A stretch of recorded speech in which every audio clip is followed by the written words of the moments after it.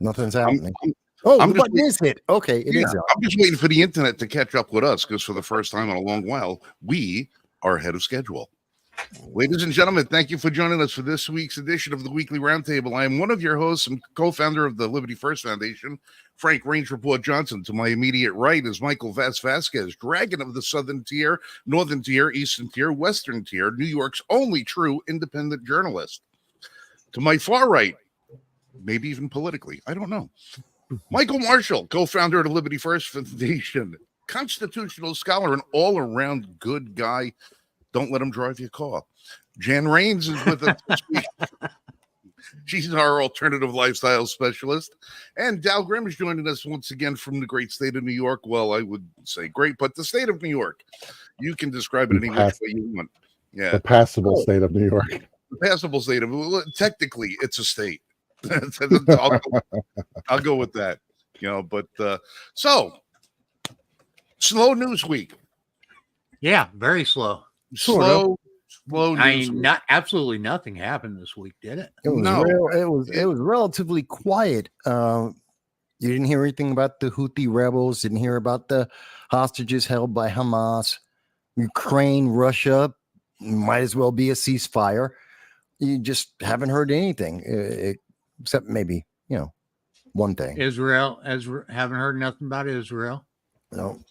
The economy, not a conversation. Inflation, nope. No.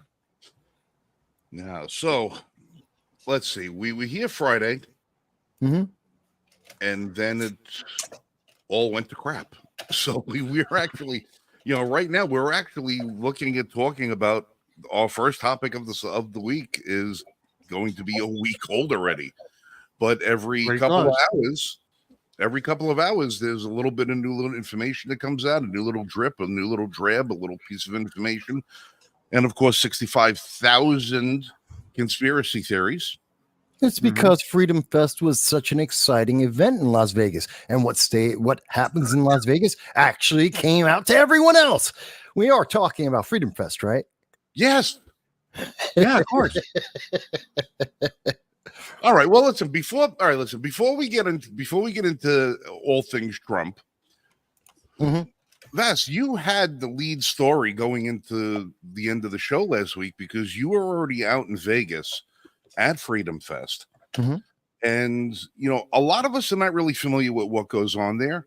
We know a lot of the names and faces and stuff like that, but we really don't know the gist of what's going on. So why don't you give us a little recap of what you did, what you saw, who you sat with, who you ate dinner with, what you drank, what you ate, the rest of that good stuff. We don't have anything else to talk about, really. No, no. But I'm trying to buy time. I'm trying to buy time because we are going to get. We're going to have a hell of a time trying to fill up 2 hours.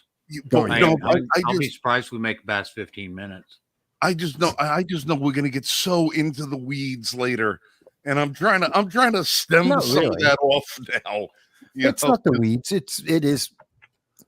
It's confused. It may be there are several people who seem to be lost, and they happen to be very popular. But we'll get to it. But so, all right, because the rest of the world, you go out to Vegas, yeah. And I know that you were interrupted on your way out there. Going out?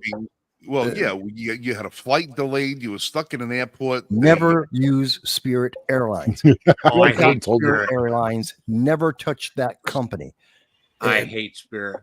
Oh, it is. Well, going to Vegas, I had a flight. The flight I was supposed to get, the connecting flight to Las Vegas, got delayed by 3 hours. In fact, I had the last flight on Spirit out of Detroit going into Vegas. So I get into Vegas. Instead of being there at about 9-10 o'clock, I get there at 2 a.m.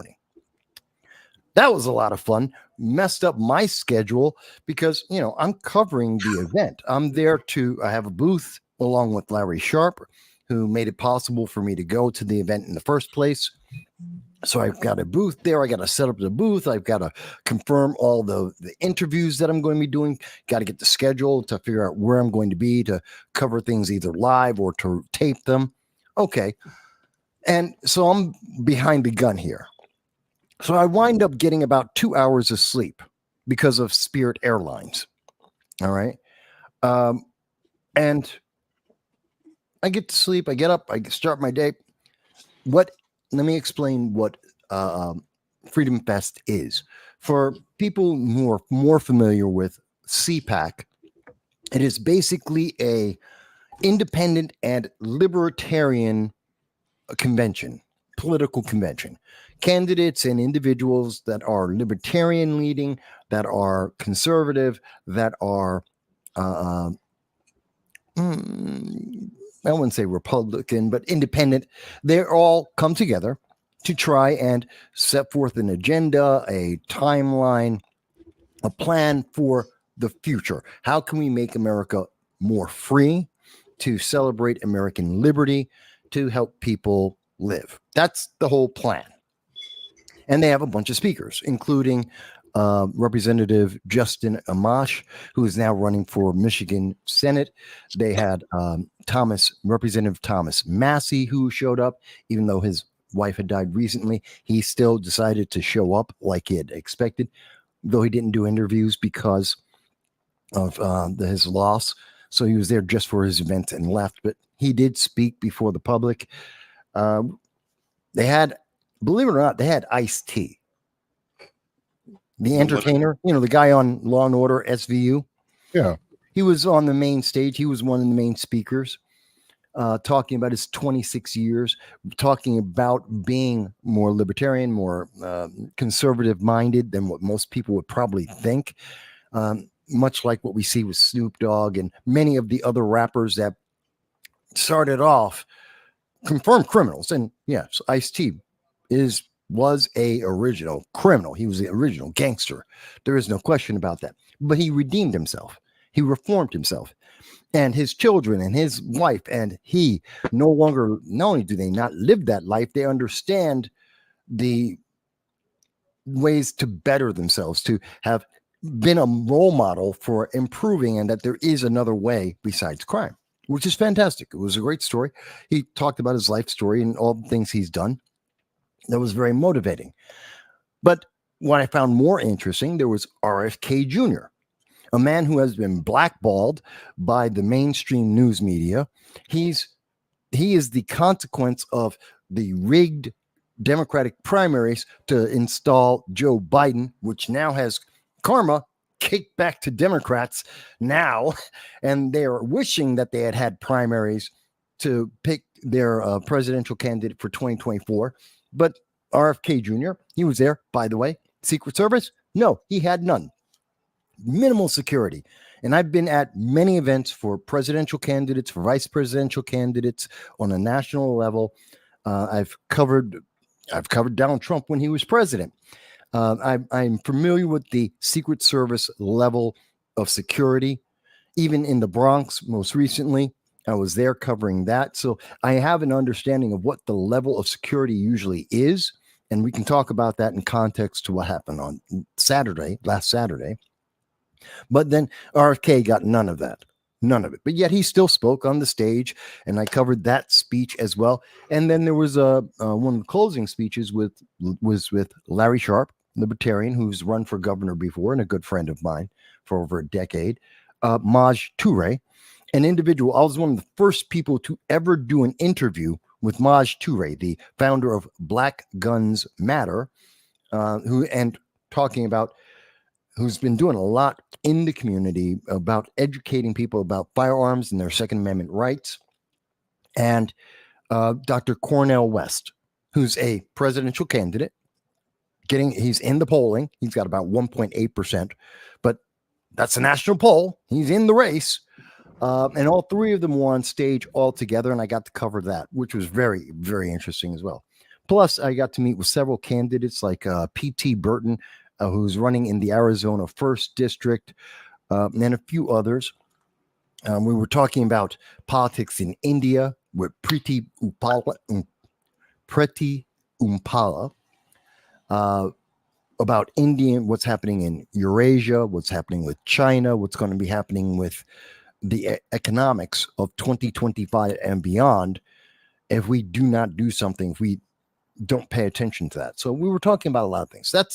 It's essentially CPAC a little bit smaller, with more libertarians and more conservatives. That's what that was.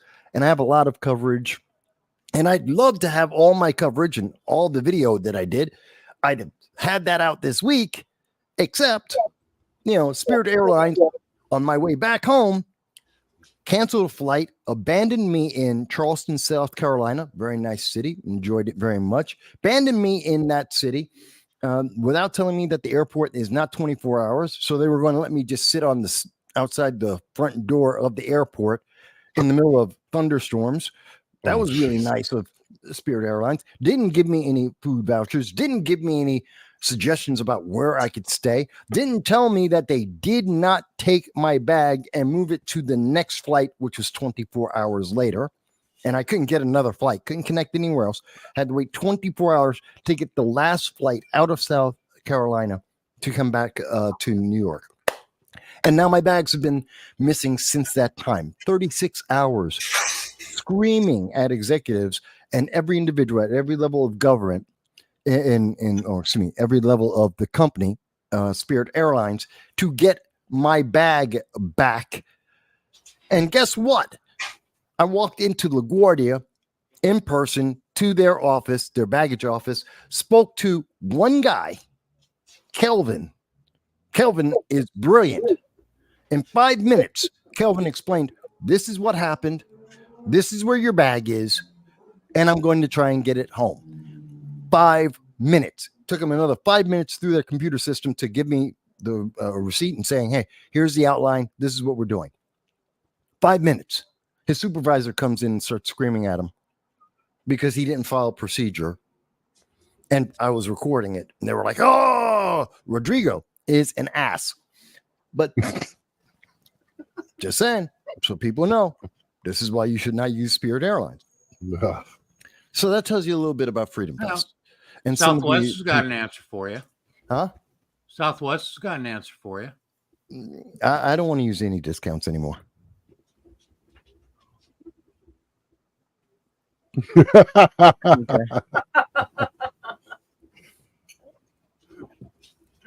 Yeah. No, just don't use the discounts. The money that I saved using that, I wound up spending that and more. But Freedom Fest was very important because there were many people running for elected offices, both in third parties and as Republicans, and one or two people who were Democrats that were at the event, that were coming together to try and set policy, to set a direction for America. I reconnected with Spike Cohen, who previously in 2020 was the Libertarian vice presidential pick, who I've interviewed once before. I got to meet up with him again, talking about the Second Amendment, talking about red flag laws, talking about healthcare and helping people. So there was a lot.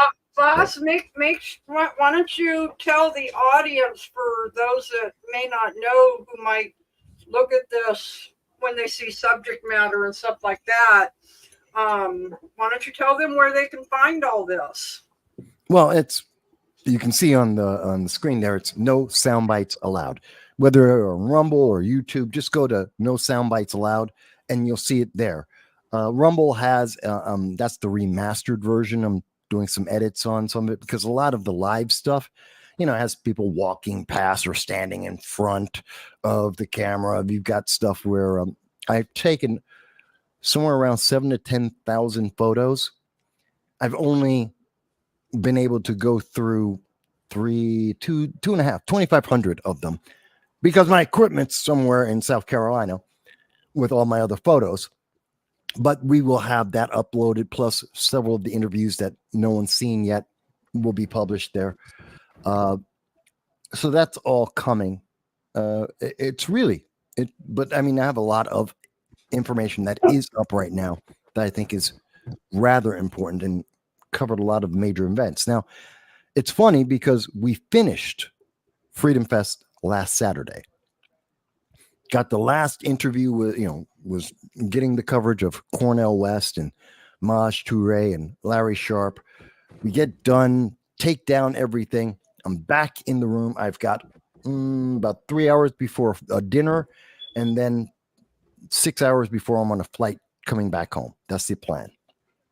All of a sudden, I get a phone call. Hey, Mike, did you see the news? News? What news? You don't know what's going on? No, I just finished packing up. I'm in conference. Oh my God, Trump got shot. I'm like, what? Trump is shot. It's in the news. It just happened. This is about 3:15 Las Vegas time. And I go, you're out of your mind. Turn on CNN, talking to some of the other crew. I'm like, get on CNN, turn this thing up. Listen, it was fun. Trump shot. We're seeing the slow motion video of, the bullet of Trump grabbing his ear, dropping down. Most of the Secret Service coming to protect him. The chubby chick trying to catch up to everybody and, leaving Trump's face open to the public. That was a problem. Everyone confused where that bullet came from, trying to figure out. And at the time, I was thinking, I was speaking to someone saying, well, it's got to be expert marksman, because he has to be at least a mile away, because no one closer would be able to do that, because they've got counter snipers surrounding the area. They've got agents and police surrounding the area. I know the perimeter. There's normally, like in the Bronx, there were 4 drones in the air 3 hours before Trump ever got on stage. Before anyone got on stage, there were 4 drones in the air and two helicopters flying above 3 hours before anyone touched the stage. And that's not counting the police and the Secret Service and other security on the ground. Yeah, we're talking about, there can't be anyone within a mile. I remember saying this to my associate, and he was like, oh, well, yeah, I guess that's the case. And oh my God, this is so crazy. And we were very shocked. I then went outside and I walked around Las Vegas, and I was staying over at Harrah's, just to give people an idea, across from MGM, and which is right next to Link as well, just to give you an idea. It's kind of central Main Strip. And I walked around the building and around the block, and I was just looking for people reacting to the news.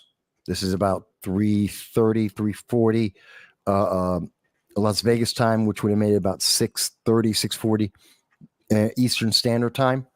And it was very slow, a very slow trickle of people picking up their phones going, oh my God. And you could see it on their face. It's like, what? And a couple of people on the phone going, yeah, I don't know what we're going to do now. I don't know how this changes anything. This is kind of crazy. We got to get prepared. But you're only hearing that like 1 out of 20 people. It was just a very slow trickle reaching out to the public. And most people, as they were learning it, were very, very surprised. So I found that interesting and shocking and scary, that something of such a magnitude could happen. And in a city with million people, Americans, something that could change all of our lives instantly.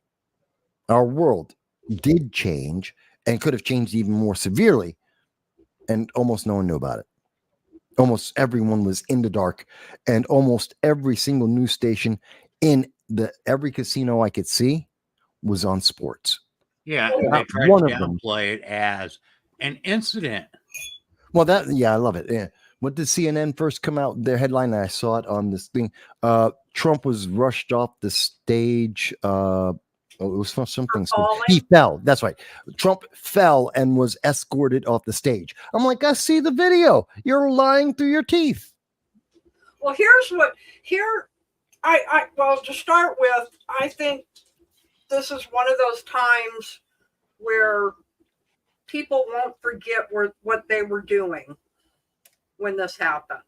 I know for me, I was just sitting here. I haven't been really watching a lot of his rallies, because he pretty much says the same thing every rally. And we've been listening to the spiel for 8 years now. So some of them I do still watch, but I was sitting here and all of a sudden my phone goes ding, and it's Frank in our chat. is Trump okay? I'm like, what do you mean, is Trump okay? And he said his sister-in-law was watching it. So I immediately went right to YouTube, went right to Right Side Broadcasting News, because they've been around since Trump started his run. And I directly into chats. And they were talking about it. So their feed was still live. So I backed up the feed. And I believe that's when I sent it to the group and saying, yes, it's true. But other than him lifting his fist and, looking okay. I think Trump said it best last night. I'm not supposed to be here. He isn't. That literally. And the biggest thing that I find interesting about this whole thing, not just the fact that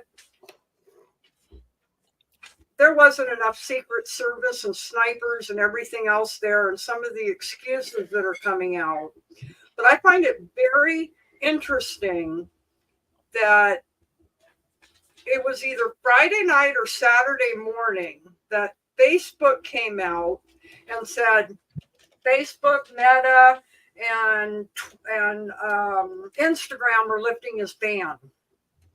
CNN, MSNBC, all the leftist media haven't been airing Trump's rallies.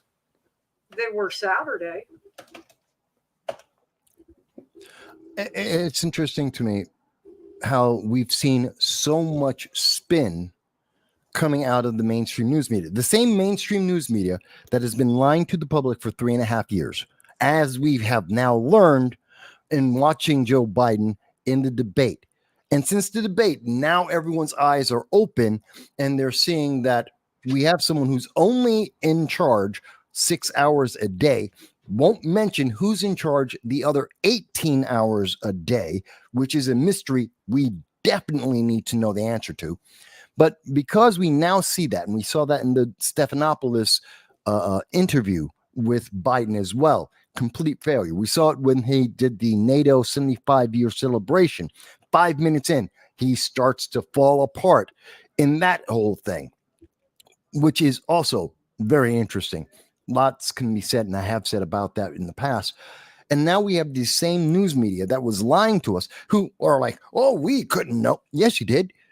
You're wait a minute. Every major news media station has a representative flying on Air Force One. They're part of the White House pool. They're around Joe Biden as much as pretty much anyone, and not one of them happened to mention all the problems that Joe Biden is a zombie. Yeah, they're complicit. And now these people are telling us, well, it's only one shooter. We don't know. And well, it's everyone shocked and surprised how this kid got 150, actually 130 yards away from the president with a direct line of sight, carrying a firearm and a ladder a mile down the road in front of everyone, was pointed out by the public. People took pictures of him. That's how obvious he was, notifying, and we now know the police knew about it at least an hour beforehand. He was able to get off 8 shots.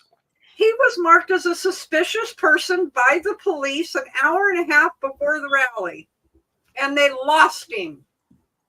I don't know how you lose him, and I don't know how you miss him on a white. Oh, yes, it was a sloped roof. Are you kidding me? I've had more trouble. There's more of an angle of ascension walking up a flight of stairs, and he's on this sloped roof. That well, for them to come out with such an asinine statement when you look at the slope of the roof that the snipers were on behind Trump. It's not just asinine. It is meant to assume that the public are too stupid to look at the evidence and make a decision. It is meant to distract the public. It is meant to coddle them to believe that everything is okay when we are significantly not. And even if for some reason there was some anti-gravitational electric field on that roof, or at least they thought there was, the snipers who could see him should have taken him out. Okay, Mike, you went to Paris Island like I did. No, I You went to know San Diego. that basic rifleman, every single Marine, the minimum distance that we will train is 150 yards. That's standing. That's standing. That's our standing position, freehand shooting, and you have to be qualified at that. And then we go back and we go into a kneeling position. Then we go into the prone position as we get more distance and we need more stability. That's so close, they consider it freehand shooting in basic training. That's how close he was. And those snipers didn't take him out. Tell me I'm wrong. Tell me I'm wrong, right? You went to the Marine. You were in the Marines. You were at Paris Island. Am I wrong? I mean, we trained at 100 yards, 200 yards, and 500 yards. No. It was 150. It's 2, 3, and 5. I thought we had 152 and 5. No. It was 200 yards, 300 yards, and 500 yards. Yeah, I remember the 3 and 5. Okay. But it tells you 200. That's freehand. That's a freehand shot, the most unstable, difficult shot. And that's with freehand. And you got snipers up there. They could see him. They didn't take, and they did eventually shoot him. So it's not like, oh, they couldn't take him out, because they did. Something is dramatically wrong and corrupt about this, because I've been to too many events. I don't know, guys, I don't know if anyone else has covered presidential events or high-ranking elected officials. Well, hold on a second. I'm going to share this real quick, because I want you to watch how this guy crosses this roof. And if he went unseen by the counter sniper groups, then this is a huge problem. Okay, so here in this video, okay, this is from NBC News. And okay, so right here is where the sniper is, or the shooter, the assassin, or wannabe assassin. Now watch as they'll show here. Actually, we're a little far up in it.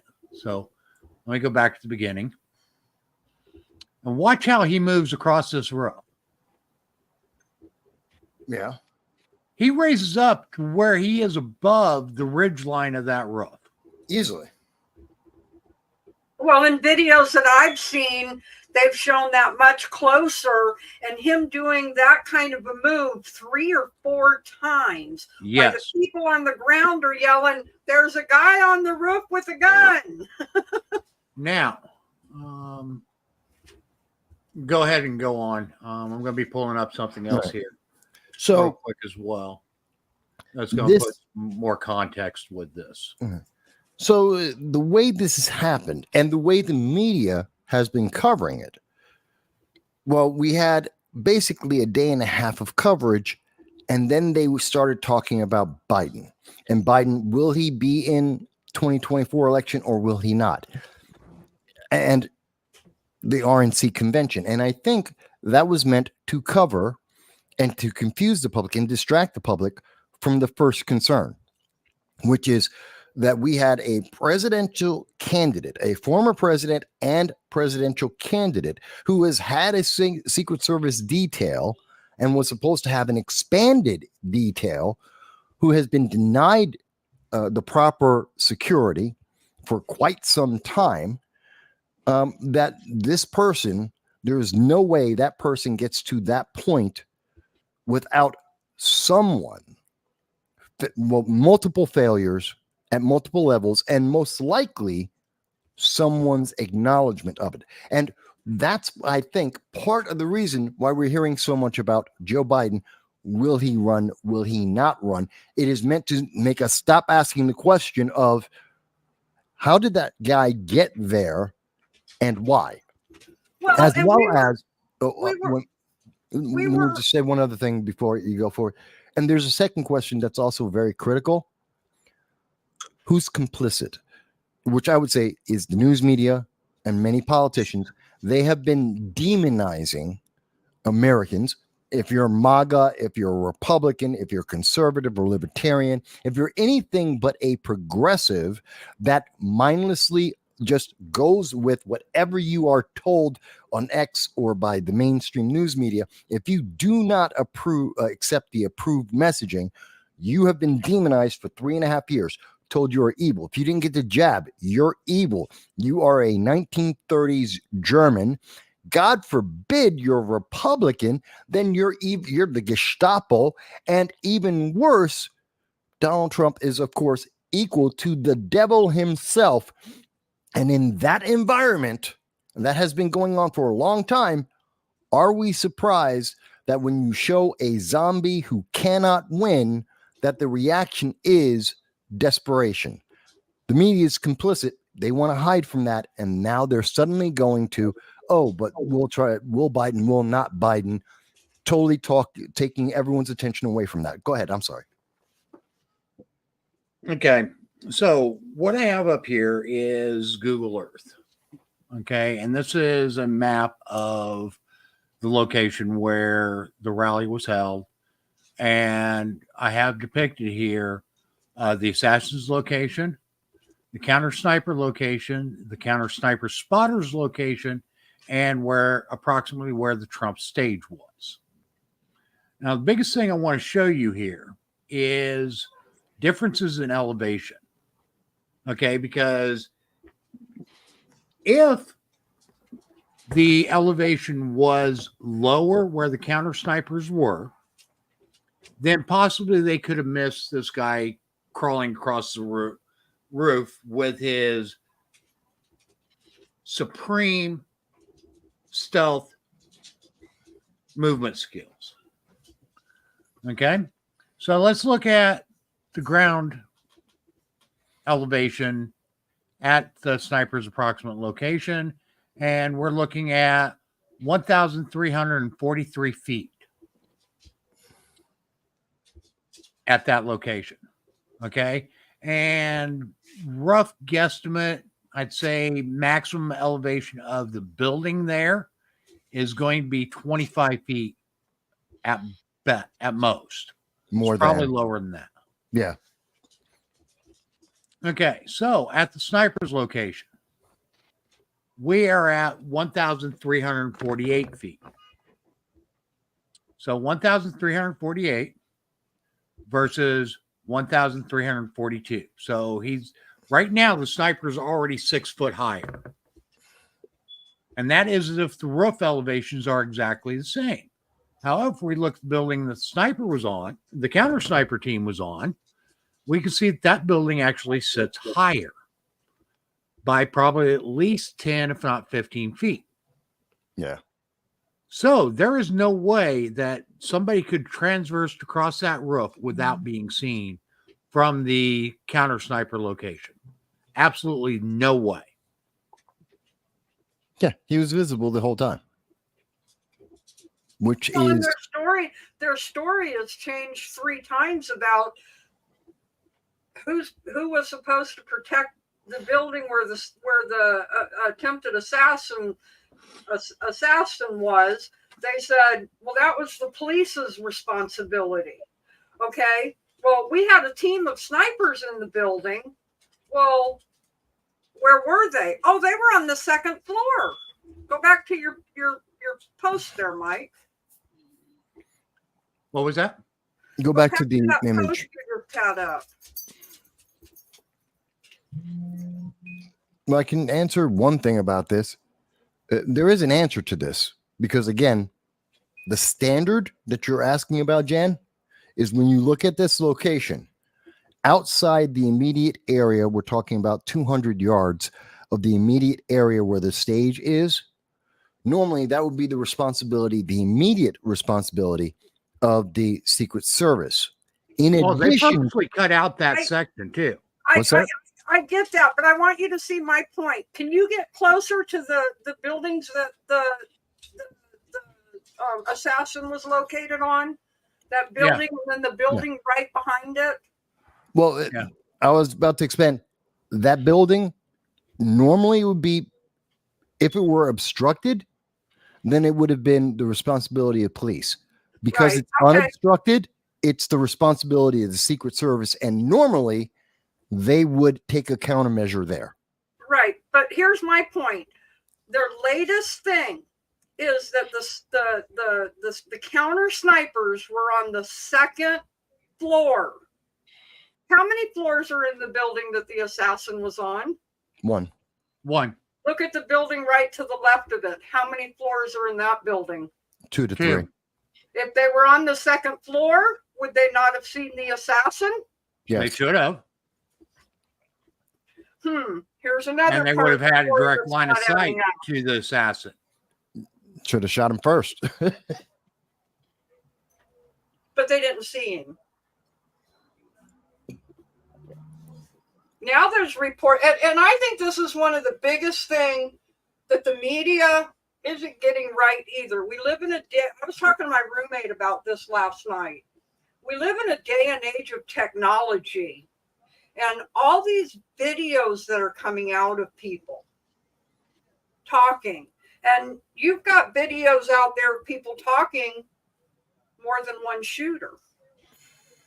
You've got a report that just came out that I sent to you guys on the group of the noises, and some dude who knows guns and knows noises and this and that says, yeah, you can hear 3 distinct different shots, different sounds. Look at the tower. People are saying there was somebody up on that water tower. I have trouble with the tower because that would have been obstructed at least partially by No. the trees. Yes. It wouldn't have been. I checked it. The elevation's high enough. I checked the elevations and everything. The tower. There's a video out there that shows what appears to be somebody at the top of the tower. Now it could be light fracture. It could be one of those heat mirages. It could be anything. But there's a cap at the top of that tower that's about 6.5 feet tall.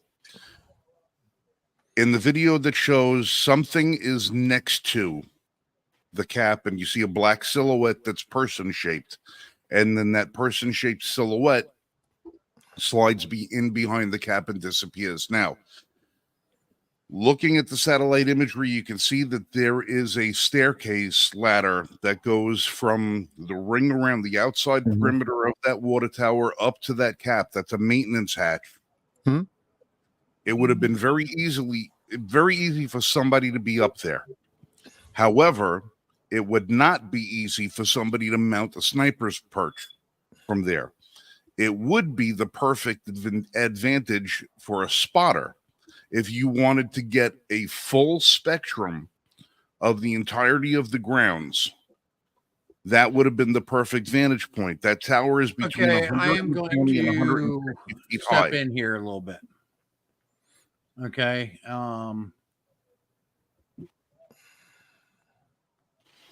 So actually, I just goofed up. I work on water towers from time to time because that is a place where lots of people decide to put antennas because they're generally the highest point in an area. Okay. Water towers, generally getting to the top of them are not that easy. I'm not saying that it can't be done. Right. I didn't say it was easy. That's why I said it would not have made a good spot for a sniper's perch. I didn't say anybody was up there. What I said was that it appears that somebody was up there. Now, if I was in charge of Secret Service, I may have said, you know what? We own the sky. We own the day. I want to make sure I put somebody where they can see the entirety of the field. They could have easily had one person up there with a spotter scope to just check the perimeter out, watch from a distance, radio in to another sniper team that says, hey, building at such and such location, check that, check this, check that. It could have very easily been done, to have somebody up there. So I say it would not have made an advantageous location to have a sniper that would look. Actually, if you would have had time and equipment to do it, it would be an awesome place to put a sniper. And that's where, if I were going to do it, the place where is marked, I would have a counter sniper unit there, and I would have had a second one on top of that tower. Right. Well, I just put this graphic up here. Yeah. There's the tower, and here's that. It's 835 feet. For a relatively decent shooter, that would be a chip shot. Yeah, it's make- doable. It's doable make by that most people with moderate training. Right. You'll see right in the middle over here, there's a little spot where it's Tree. in the green. And you say, oh, well, it's through the trees. That line is drawn on the floor. It's not drawn from the 140 feet up at the ring height. When you bring it up there and you use the hypotenuse and you get up there and you check it out, the line of sight is complete directly to the stage and anywhere on it. From the Yeah, ring, those trees wouldn't have interfered at all. right? From They're the not maintenance tall ring, enough. and plus you have to remember, somebody got video from the fairgrounds of the water tower. So if you can see the water tower from the fairgrounds, the water can see tower it. location can see the fairgrounds too. Right. It's a Mirror. clear line of sight. Now, just the fact that nobody was up there,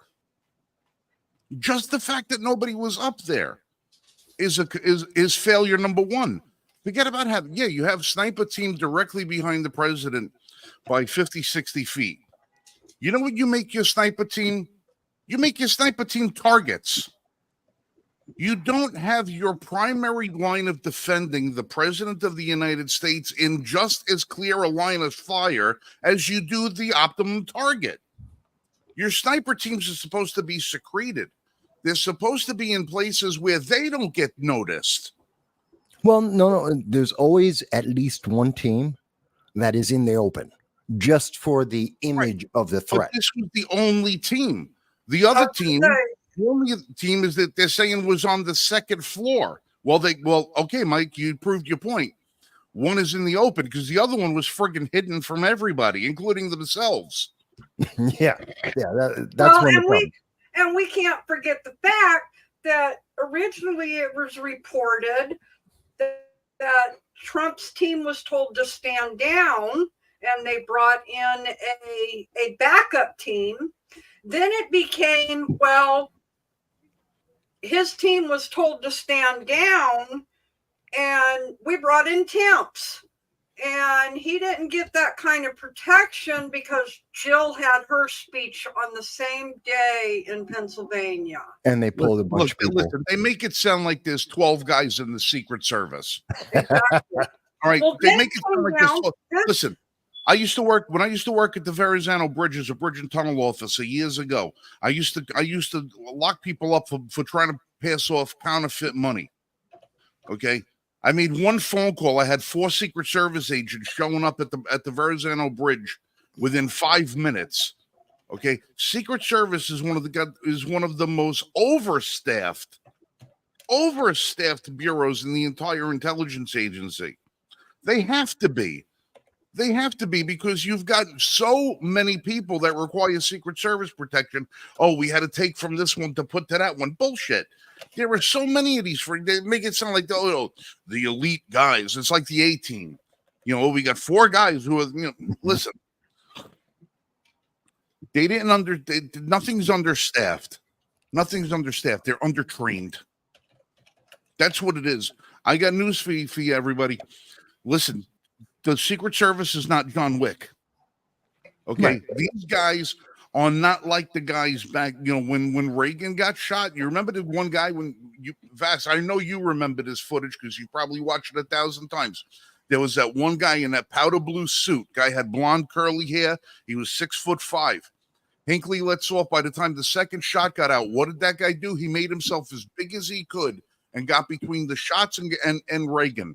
Okay, that's when Secret Service was actually put themselves in the line of the bullet. But then what happened? They became part of pop culture. They became part of the movies. They become part of Clint Eastwood. He's the old time Secret Service agent who didn't foil the JFK assassination.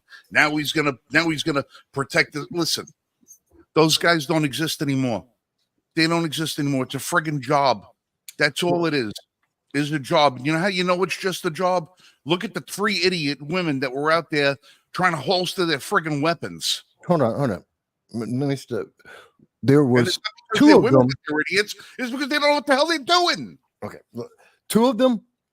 Actually, from what I remember and looking at all the footage, there was the one who was on the stage and two that were off the stage that then tried to cover Trump as he was going into the car. The two who were off the stage and going into the car, they seemed to be somewhat competent to my attention, although they were minuscule compared to the height of everyone else surrounding them, which makes them ineffective and useless. Not because they're bad people, not because they're unskilled, but height is a factor when you're talking about protecting from snipers and attackers. That's a factor and always has been a factor in the Secret Service. Now, the woman on the stage who's a little bit chubby, apparently, could be from all the padding, but considering looking at face, body structure, she's chubby no matter what. Now, it could be all muscle. She could be sumo. She could be sumo chick with incredible strength, and that's why she looks chubby. Maybe. Don't know. What I do know, she's about 5'6", standing next to a bunch of guys who are all 6'3", trying to cover a president who's 6'2". And when she eventually got to the body pile that is there to protect Trump, which is their job, when he stands up, she provides a straight on gap. And if the camera was able to show that you could see clearly a head above her, the full head of Donald Trump with her standing in front, then she is useless, because that means a gunman can hit him. She was useless. There was one of them that it came out that she had said that she would not give her life for Trump.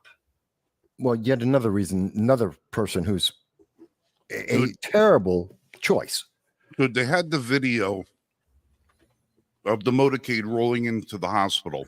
I didn't see that one. The first agent out of the vehicle was that short woman who couldn't put her gun away. She was the first one out of the vehicle when they got to the hospital. You know what she was doing? Still trying to put her gun in the holster. Really? Yeah. Yes. Well, You're kidding. something else. It was a 7-minute ride to the hospital, and she still hadn't holstered her firearm. Okay. One of them was more interested in putting her sunglasses back on. Yeah. Yeah, I saw that one. That was before they left. Couldn't figure out how to open the door of the armored Suburban. And you're supposed to be cool, calm, and collective in this job. Well, you're potentially under fire. I don't care who you are. I don't care how much training you got. When you come under fire, it's fight or flight, and you got to take your fight or flight mechanism and you got to put it into a back seat behind your obligational duties. Yeah. If I remember right, the thing that came out about the gal that said she wouldn't give her life for him is that lady right there. But something else I think we need to point out, because we are talking Secret Service, we are talking that they have been requesting more Secret Service only to be denied. This came out in the news just in the past 2 days that they uncovered an Iraqi assassination plot against President Trump. Iranian. Can somebody Iranian, please not Iraqi. tell me why his team wasn't fortified more? Okay. Clarification. It's Iranian, not Iraqi. Oh, there was an Iranian. Sorry. That's all right. No, I get passionate. that's okay. And it's easy to confuse, but it was, and Iran is a bigger threat than Iran. In fact, Iran is the one who funds and helps train the threat. But the main point is they knew about this plot because it was uncovered. His people have been asking for more protection. We're going to give we're going to give you regular details, have them stand down, and we're going to bring temps in. And oh, by the way, one of those temps has posted that she wouldn't give her life for you. Yeah, but I haven't seen a confirmed source with the Secret Service agent giving that comment. So I can't say.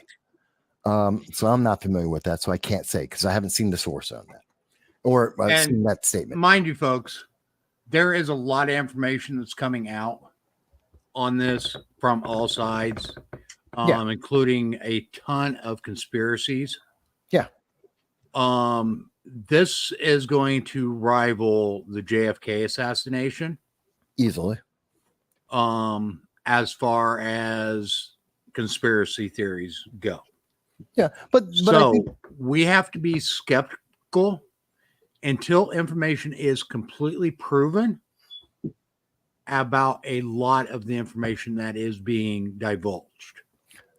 yes, but I think there's a big difference between conspiracy theory, I'm wearing tinfoil hat, and having a legitimate conversation and speculation on the facts that are known. I agree with you.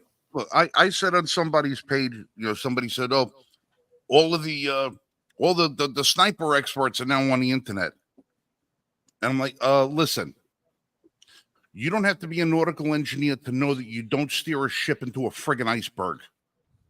Okay, you don't have to be the world's biggest genius to know that when you've got somebody who's the leading contender for the most powerful office in the world, somebody who's had the office again, one of the most, I'm not going to say divisive, but what will be a good word?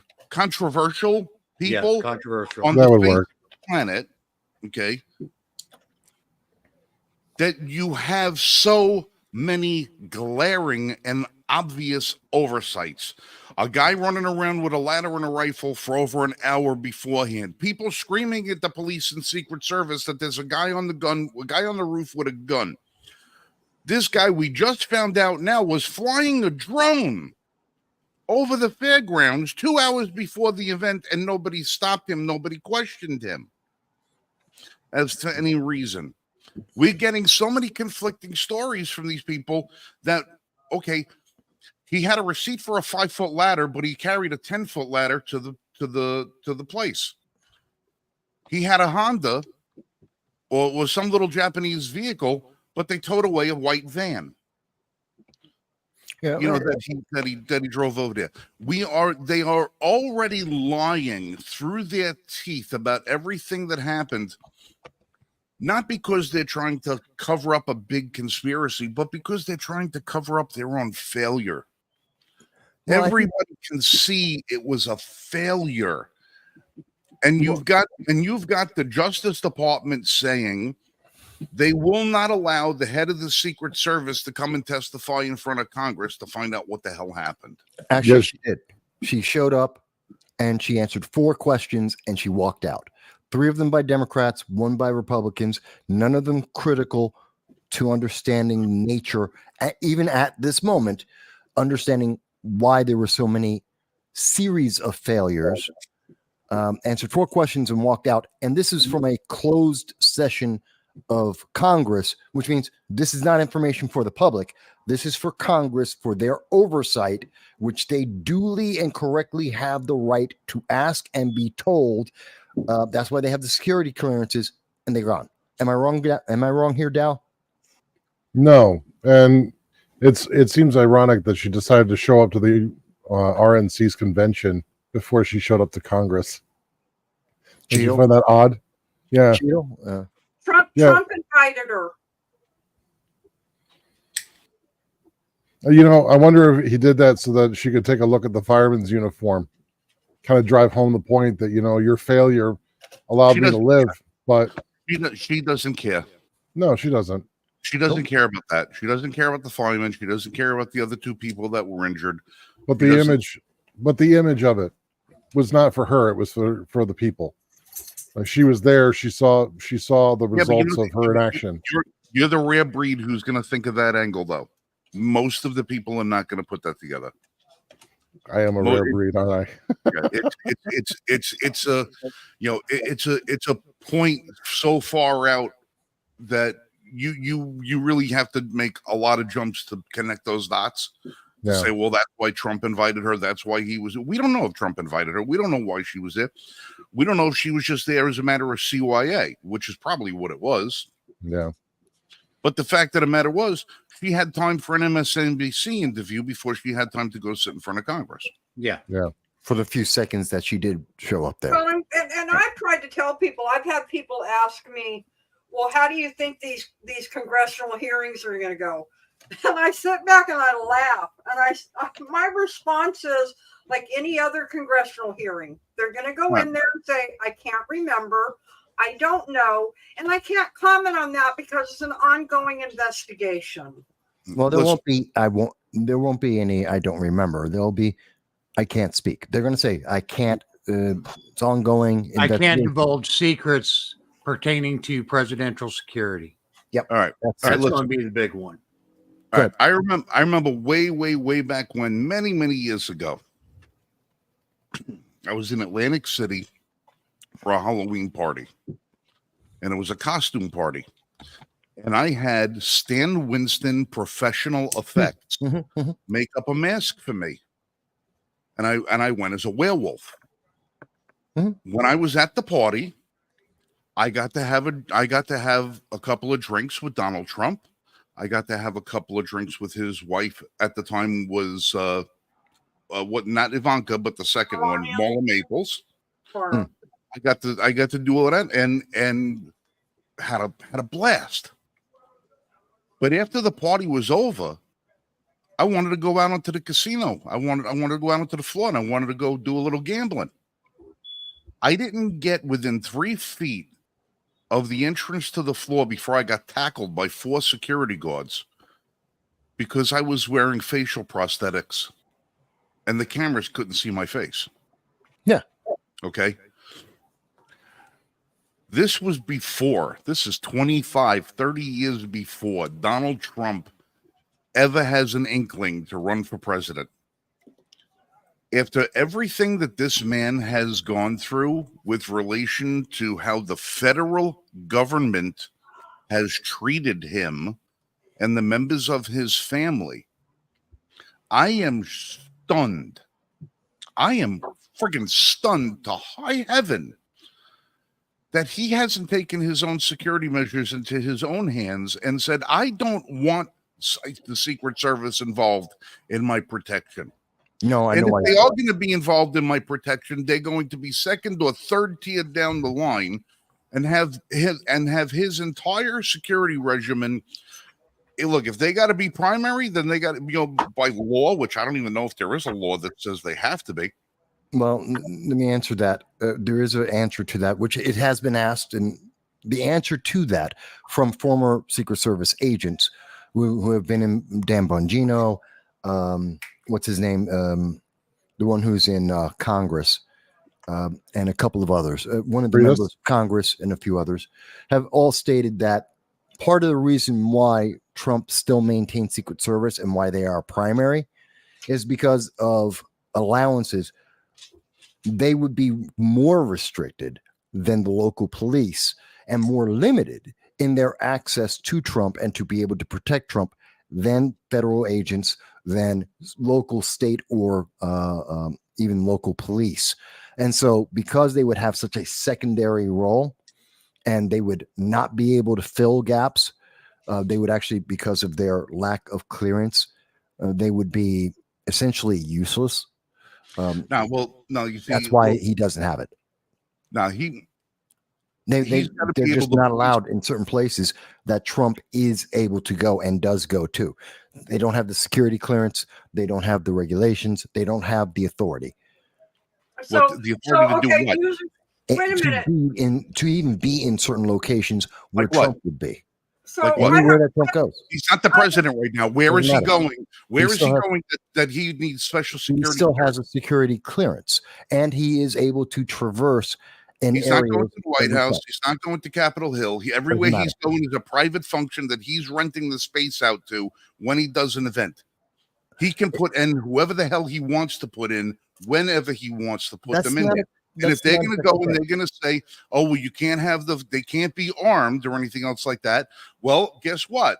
George W. Bush signed into legislation that any and all former law enforcement officers across the United States are entitled to carry their firearms across all contiguous state lines. So if he wants to hire private security made up of former federal or local or municipal police, he can do it, and they can carry their arms with them. He can have his own security provided. Frank, I can only tell I have you. a question then, though, boss, Yeah. because Yeah, I would- I'm kind of on Frank's questioning. If JFK Jr., who just after the assassination attempt, it was RFK. he can have a Secret Service now. RFK. He's had private security all this time. He's going around the country speaking. Okay, and I've actually covered RFK events. He doesn't have the level of security at even on maximum that I have seen. And, Well, the and guy- when well, I have been that I've Dude been ain't got no present money to, for that. huh? Dude ain't got no money for that. He's not poor. But besides that fact, he doesn't have the security that we've seen with other higher profile or equally high profile individuals. And I'm not disputing what you're saying, Frank. I understand your reasoning, but I can only tell you what former members of the Secret Service, including individuals who are actively in office in the elected Congress right now, this is what they have stated is why one of the reasons, there may be other reasons, but one of the reasons why private security isn't primary for Trump and why they are asking for it for both Trump and RFK is because of access and authority. I can only tell you what they say. I don't know if there's other reasons, but that's what they have stated. I'll tell you right. You look at Trump's entourage right now as security, and you look at who's protecting somebody like Mark Zuckerberg. Zuckerberg's got better security than Trump does right now, and that's private. Yeah. Okay. So don't tell me that Trump can't have his own security. At least bolster it. Yeah, but Mark Zuckerberg can't go where Trump goes. There are locations that Zuckerberg and his security can't go. Trump They're not right authorized. now can't go anywhere that he's not renting anywhere out. He can't go to the White House. He can't go to the Senate. He can't go to Congress. He can't go as to a private citizen. As a private citizen. As a private citizen, that's it. But he's not going to go there. He's not going to go to any of these places. He's not going to campaign at the Supreme Court. No, but he can go to places. Where is he going to go? Where is he going in day-to-day Frank, routine? I'm not in charge of his schedule, but it is a fact. go. It is a fact that he has a security rating. He is a security risk, a national treasure, because of his knowledge and information that he is aware of. He does have access and a lack of restrictions that the normal average person would have and their security would have. That is factually correct. And we are hearing from members formerly of the Secret Service that are confirming that statement. And it doesn't matter if I know exactly what place it would be. I don't need to know. Because it may not be something that you and I could ever access. You're not understanding my friggin' point, though. I am understanding it. You're saying, oh well, there's places that a private security company, private security personnel wouldn't be able to go. Yes, he's not going to those places that you know of. That doesn't mean he isn't. I mean, it's at Mar-a-Lago or he's campaigning. He knows everybody in the world knows. It doesn't matter how many places you mention that he is going to, Frank. You can't tell. He may, and we do not know that he may be going to places that have higher security that we don't know, that isn't reported because it is a higher security clearance. We don't know. Guess what? If he's going someplace where there's higher security that his private security can't go into, you know who else can't go in there? The people trying to kill him. Maybe. The That's public. not necessarily true. That's not necessarily true. They're not going into those places either. You don't have to be just a general person in the public to be able to assassinate a president. If he had to go to some hidden military base someplace for a conference among world leaders, who you're saying, oh, well, his security couldn't go there, neither could the people that are trying to kill him. like Which this doesn't mean 20-year-old that he asshole doesn't with a have, rifle. which doesn't mean he doesn't have an additional risk from Anywhere being that he assassinated. knows that he's at risk, he should be able to have his own private security because he cannot trust the government. I understand your reasoning, Frank. I'm not I disputing don't your think you reasoning. understand my anger. I do understand your anger, but I can only offer, and you're not the only one because we're talking to And an by audience. the way, a former president of the United States, you know what he has the ability to do? Say, I don't want your service. I don't want your Yes. protection. They can't say Because that. Jimmy Carter hasn't had his Secret Service protection since 1987 Yes, I when he know. got rid of his own Secret Service protection. Trump could easily say he doesn't want the Secret Service protecting him and he wants only his only people to show up He could, and have his but he own doesn't. people there. He So if could, he but he has the doesn't. option to supply his own people without Secret Service, then he sure as hell has it to bolster them. He has the ability to do that. He has the funding to do that, and he has chosen not to. Well, And I I wish can to only God tell he you the would. reasoning. I can only tell you the reasoning that has been offered, and no one knows except Donald Trump. So unless we can get him onto the program, which I would love to be able to do, we can't answer that. I can only give you the answers. And I'm not just speaking to you, Frank. I'm talking to the audience who are listening to this and who are asking the same question and have the same frustration you do. We can only give the answer that we have access to and then speculate from there. I don't have a better answer for you. Well, I wish to Okay, God that now- he would do something because it's fairly obvious. And I keep saying, everyone says, oh, well, maybe Trump has learned his lessons now from the first administration about the mistakes that he made, like with the appointments of the people that it turns out he couldn't trust. All the people that stabbed him in the back over the 4 years that he was in the White House and the 4 years, subsequent to that. The man still hasn't learned that if it comes from the government, it's nothing but trouble. It's nothing but friggin' trouble. Gal, I'm give us here your from the insight. government and I'm here to help. The most dangerous sentence in the English language. Yeah. Dal, give us some of your insight. You've been awfully quiet tonight. I've been following my own line of reasoning in terms of motivations from within the government. I honestly believe that though one should never ascribe malice to what could be explained by incompetence, I think Viva Fry put it best. There is such a concept called fractal wrongness, and it means that so many circumstances being wrong in a row is statistically impossible for it not to be intentional. And the failure to properly cover this rally kind of fits in with that fractal wrongness. And one of the questions I have is there's been reporting that two of the detail that were on Trump are U.S. Marshals. They're not even Secret Service. So why is there two U.S. Marshals there instead of Secret Service? In fact, the one picture that Marshall brought up, you see one of the gentlemen is wearing a lapel pin, and in another photograph, the two taller men that are on either side of Trump behind him have identical lapel pins that do not show Secret Service. They actually look like medallions from the U.S. Marshal Service.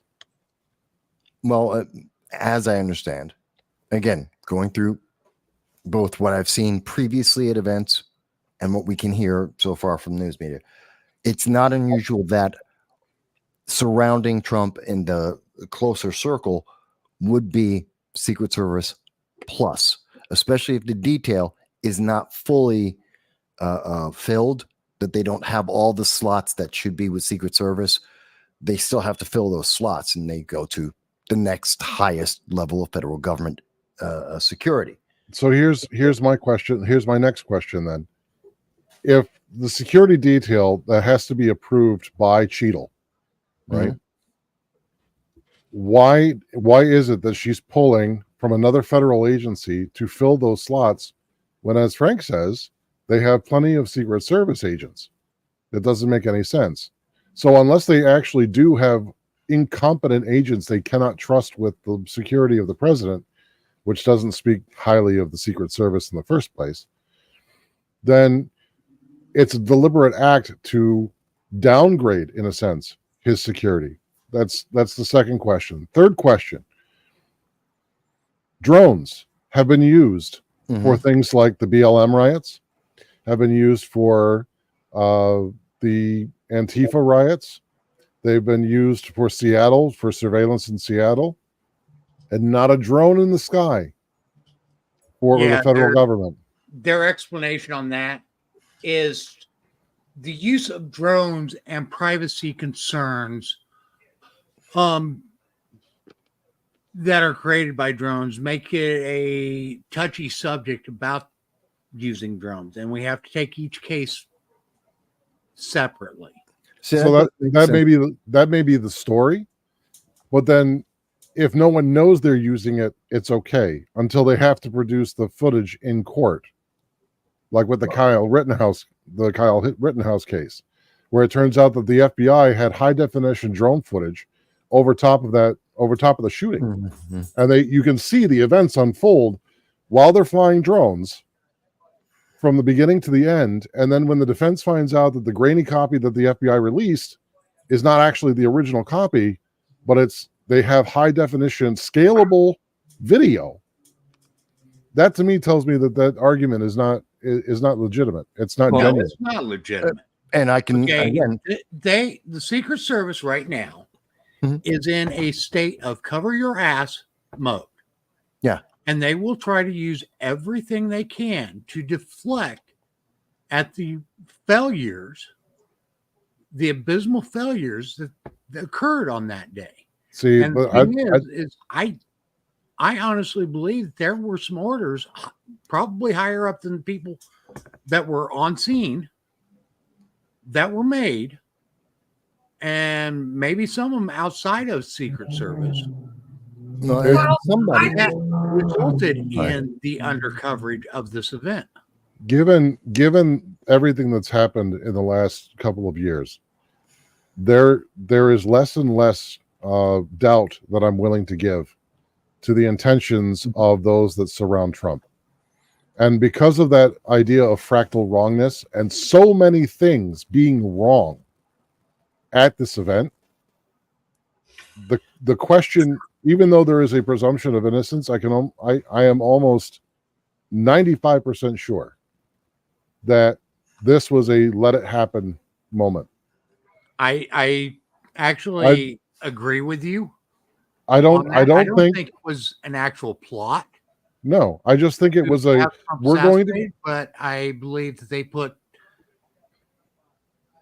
in. Yeah, they staged a scenario where it could happen, and if it was going to happen, to allow it to happen. But then again, there's another aspect to this that I'm following up on, and I won't give too many details. But one of the things that I found interesting was that supposedly a stock group that has associations with BlackRock put in a short for a number of shares that would have been high value if the stock had fallen. Well, Truth Social stock would devalue. It would crash without Trump because he's the main reason for the site. Yeah, he's the brand. Well, and I think a really good correlation to that was that short was also used right before the Twin Towers fell. To leave the Twin Towers out of it, just the fact that short was posted the day before the assassination attempt says to me that there's a good possibility that somebody had information that there was going to be an opportunity here to make some money. Okay, let me mention something in looking into that. The key thing there is, because I know some people have pointed to it, I've seen people, various parts of the internet talking about that. As a broker, I am very familiar, and I know that since the day that Truth Social went public, there has been a short and a series of shorts on that, and several of them have been high loads. The difference that we would need to see is that this is a exorbitant amount of a short put onto the stock, and what is the nature of the short? Was it done by options? Were they short-term options, long-term options? Was this done by borrowing stock or using stock that's already in hand? What is the size of the amount? And I've seen one number that says there was $12 million worth. Well, relative to the price of the stock, that's not that large. But again, it depends on how many shares trade, how is it positioned. That tells us whether or not there's whether it's regular market action that just happened to coincide, because this was during a weekday. That was Friday. So that's not unusual. It's all of those factors put together that will tell us if it's unusual or not. And I haven't seen anyone looking at all of those factors to be able to say, oh, this is abnormal. I've just seen people say, well, this is a dollar amount. That doesn't mean it's abnormal. Well, just so people know what they're looking at. Right. Well, here's my line of reasoning on that. If there is any connection, if there is going to be a weakness in the armor of the narrative, it's going to be where the money is. Because authoritarians have three weaknesses. One, they always crave power. Two, they always like to gain wealth to create more power. And three, they can't shut up about the power that they think they wield. So if they have an opportunity to make money and they have an opportunity to gain power, or at least the specter of power, then the weakness of their narrative is going to come in connection with who wanted to make money on this while at the same time trying to advance their own power. And I think that's a line of investigation worth looking into. I don't know that it'll come into anything conclusive, but to me, if someone's betting on the series of events taking place at that rally and it turns out poorly for Donald Trump and they thought they could make money on it, that's a line of, you want to see who's involved with that. No, because I can almost guarantee you that the people in power will be involved with that. Yeah, I'm thinking as long as it can be determined that was abnormal, I agree. Right, with you now. Right, and that's worth Saying, investigating. yeah, and that's why I'm saying those are some of the criteria to identify: is it normal, or is this abnormal, and therefore may be a lead. So, and also the abnormality it has to correlate with who owns it. Because if it's another factor, yes. If it's just Joe Schmo is like, I hate that guy so much and I'm just going to short his company because I want to. That's not the same as, say, a government official whose family member happens to own $12 million worth of shares that decides to go on a short and then is like, oh wait, no, it was a mistake. It was only 1,200 shares, so I don't lose my shirt. Because that's what happened. The guys, the brokerage that put in the $12 million short said, no. That was a misfiling of the paperwork. This is the actual short that we meant to put in. That's not possible. That's not possible. That's what broker, I can tell you. I can tell you the ticket. That's real easy. Once the ticket's filed, it's done. Huh? Once the ticket's filed, it's done. It can't be withdrawn. No, well, that's what I was going to say. As a stockbroker, I know once I put in a ticket and that order is filled, no matter whether it was right or wrong, that's the order. It has to be paid. That is correct. So if they said, oh, it was supposed to be 12,000 and it goes to 12, it doesn't matter. That's the order. And if they say, oh, that was an error, show me the ticket. It's easy to go back and double check. Show me the ticket. But that's stamped. Right, but that's the narrative that they're putting out, is that someone added one too many zeros. No, that doesn't. That really does not, and not in that magnitude. If you told me it was 1,200 and they made it 12,000, I might believe that. It's $12 million. No, that's not an order that gets put in, and someone didn't verify it and double check it, because you'd have to, if nothing else, and this is for people who don't know about the stock market. The SEC has many regulations about shorts, massive regulations, which means you have to verify that you have the shares available to short. Right. So it has to be cleared and approved beforehand for that dollar amount so that you could then go into the market. And you have to be an accredited investor. Not everyone can just go and do this. This would have to be a high-end investor or an investment group with large sums of funding behind them to even try this. And then And they that have to error prove would that never if happen. their short comes up short, Right. that they can cover it. So the brokerage firm that put that short in is tied to BlackRock. So BlackRock definitely has the money for it. So that's one. Okay. That's another reason to investigate is because it's BlackRock. I agree. And then the other thing that I was noticing about the shooter is that they're talking about a 150-yard shot, and like you guys have said, that's an easy shot. I was shooting. When I was 6-7 years old, shooting 150 yards at 2-inch groupings, 3-inch groupings, from offhand. Yeah, that's my point. I mean that's not a difficult shot. So if he's laying prone, and this even boggles my mind. So he was on a shooting team or tried out for a shooting team, and they denied him because he couldn't hit the broadside of a barn. Well, the way they described him handling his rifle, he was no good at it. And he would go to the range and he would continuously try to apply, and he would continuously get rejected because he just couldn't shoot. So how does this guy shooting from a prone position still manage and is a lousy shot at 150 yards manage to take something that a mediocre hunter could do? Oh, because didn't you hear? He was at the shooting range just before this. That doesn't mean anything. He could have put 1,000 rounds of brass through that thing, and it'd just be like, it'd be garbage. Well, Now, I don't know that I necessarily buy the deal about how worthless a shot he was.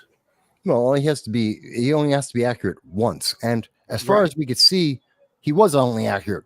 Well, once. and No. I think There's photos of bullet holes in Trump's suit. Yeah, Oh, I I think haven't we're seen that. missing a point here too. Yeah.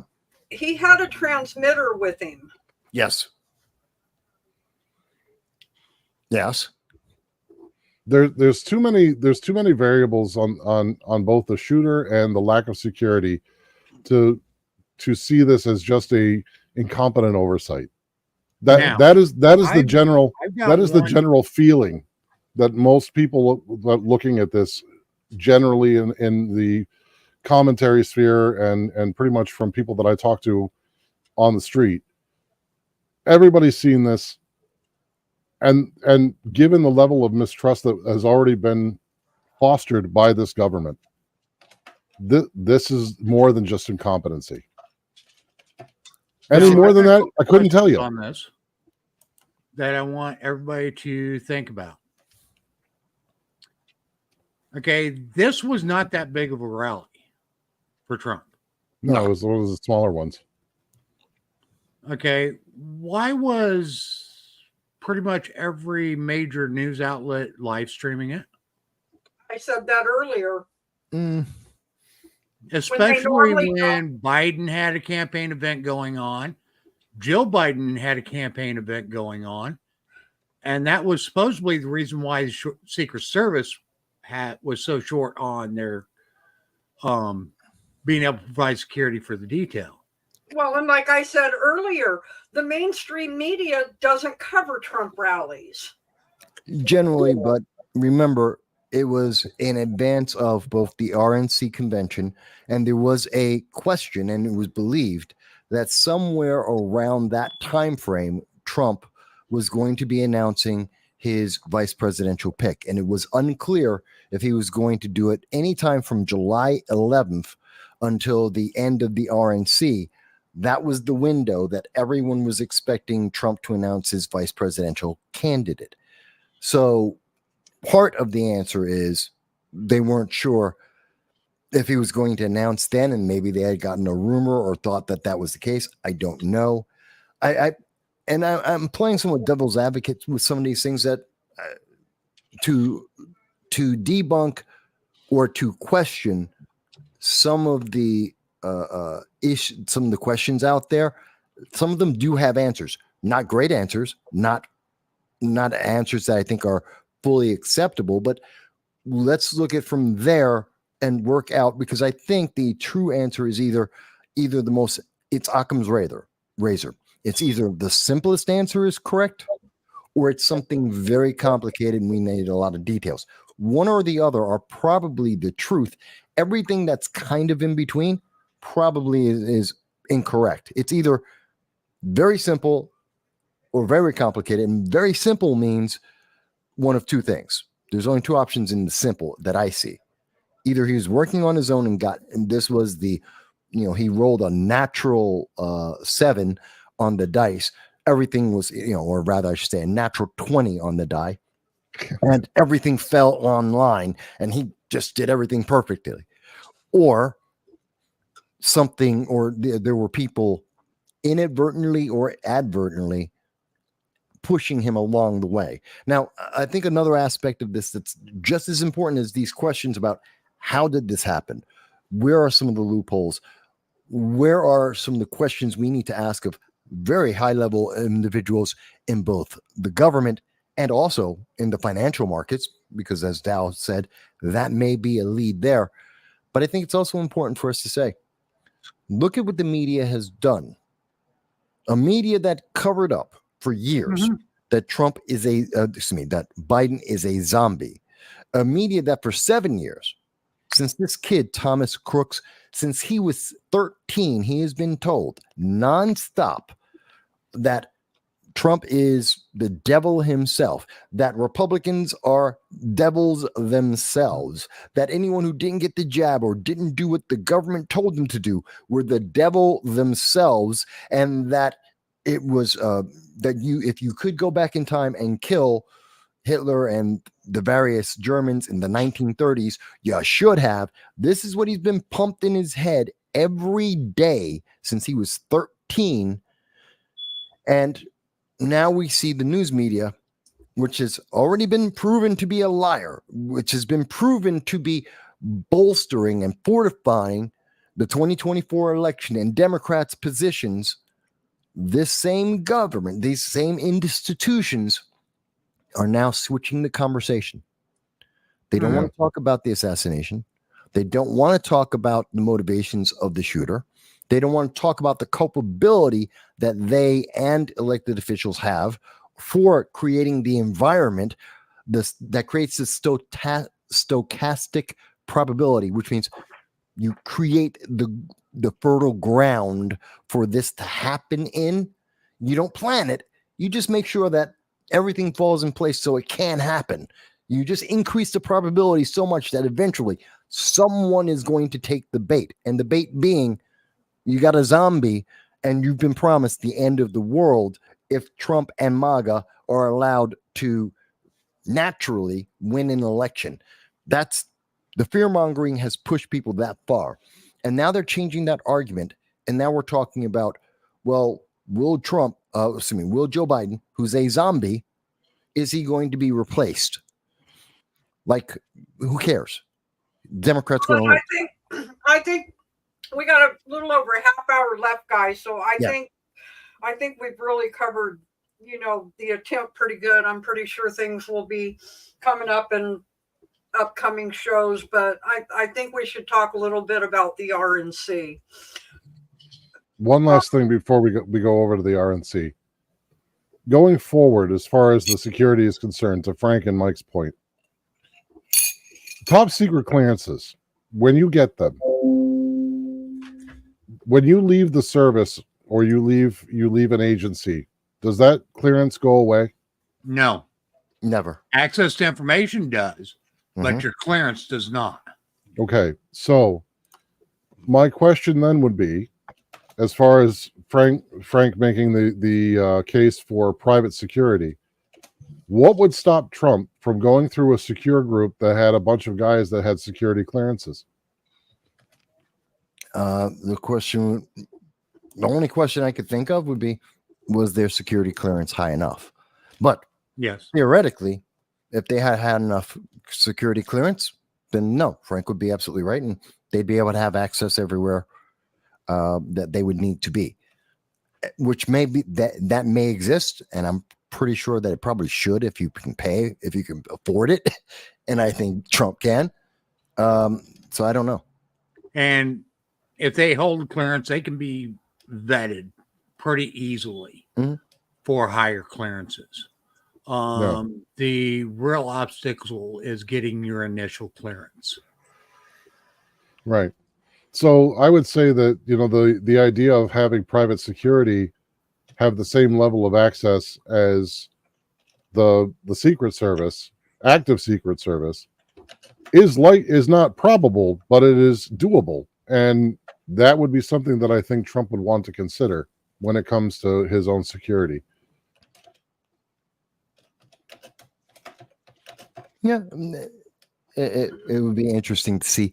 Again, someone should ask Trump that in the next interview that he has. He should be asked. Get on it, Frank. Well, listen, I have a challenge coin that I have somewhere in my collection over here that says Newport on it, and on the back side of it, it says, "With great appreciation, President Dwight D. Eisenhower." It was given to my father by President Eisenhower because my father was part of Eisenhower's personal security detail. Wow. Okay. So I grew up hearing a lot of stories about presidential protection and methodology and, you know, stuff along those lines. And I know after Dwight left office and what my father's duties were following and what my father had done, it hits me a little hard in the heart, because I say to myself, I know what my father was willing to risk, and I know what my father had done. You know, to a certain extent, there's a lot of stuff that I didn't know my father had done until several years after his passing that I found out some of the things that he had done. And when I see the failures of this event around Trump, my father must be spitting in his grave. Yeah. You know, thinking, how the hell do you let something like that happen? And somebody had pointed something out to me about, along the same lines as what you were saying about, it might not be a plot, but it was an opportunity. Right. You know, and well, if the chips happen to fall where they may, they just happen to fall where they may. And I got to thinking about the hand up in the air. Mm-hmm. If by some chance Trump didn't do that, we would have not had, and what you got to follow me along for a second. He raises his hand up in the air and he lets the crowd know he's okay. Yeah. To an extent, because he didn't know the extent of his injuries either at that point. But at that point, he's telling the crowd, I'm okay. I'm alive. I'm standing head and shoulders above my own security detail. You can see me. Yeah. You see me. You see me being escorted to my vehicle. You see me being put in the vehicle. I'm still here. I think that was not, I think, you know, you've had media pundits go, oh, yeah, he did that as a political opportunity so that he could. I think he may have saved his own life. Oh, how? By doing that.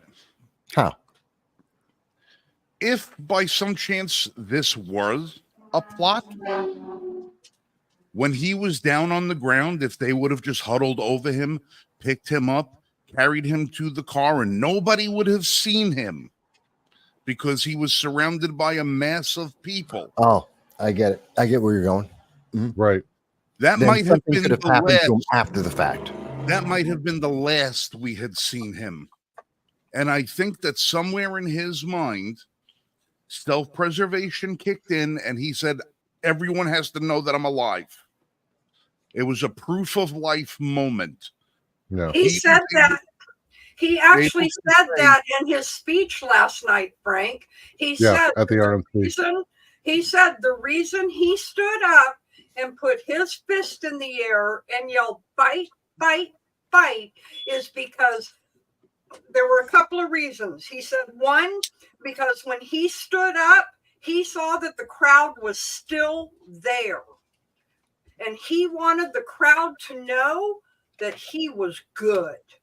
Right. But like I said, that might be his conscious reason. But I think somewhere in the subconscious, something sparked a little thing and said, I better let people know I'm alive before somebody else gives them a different message and shows them a different result. Because had this been something where, A2 Brute. Yeah. I mean, the other thing that he did that night that he didn't really touch on, but you could definitely see the implications for it.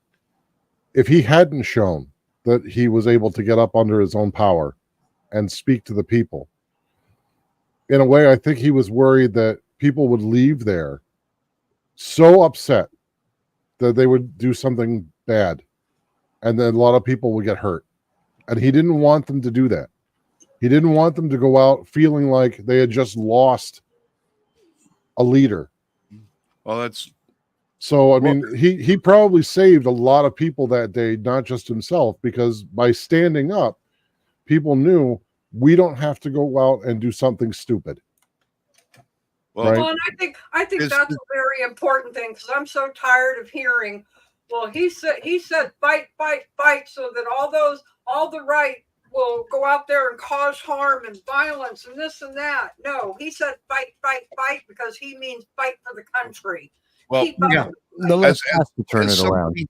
As somebody sent me an email earlier, I would like to say thank you to the New York Times reporter that was right in front of the podium that took the pictures of Trump.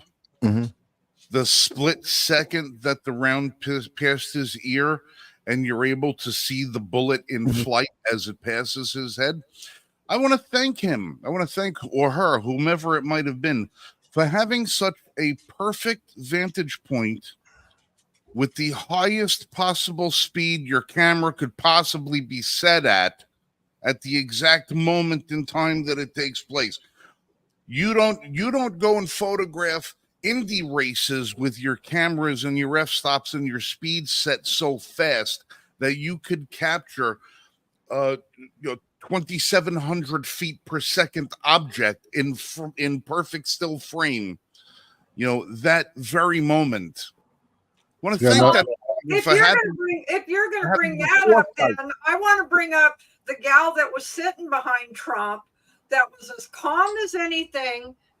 Right before the shot happened, she kept looking to her right, and then she kept her phone. And they're saying that she's part of the. She's part of the. That's already been debunked already. Yeah. Okay. I haven't seen the debunking. I just would like her being who she is being debunked or not. She was awfully calm. It's a nothing burger, Jen. It's a nothing burger. Yeah, that's one of those. Again, that's there was conspiracies like that one and others that are coming out that are going to make this rival the JFK assassination. Yeah, there's so much coming out that it's just muddying the waters. I mean, we really have to vet everything that comes across, and you can look into it all. I would encourage people to do their own research and look at everything and come to a conclusion, but be sure of your conclusion, because the information that you're going to be gathering is going to be completely muddied. It's almost a fog of war moment.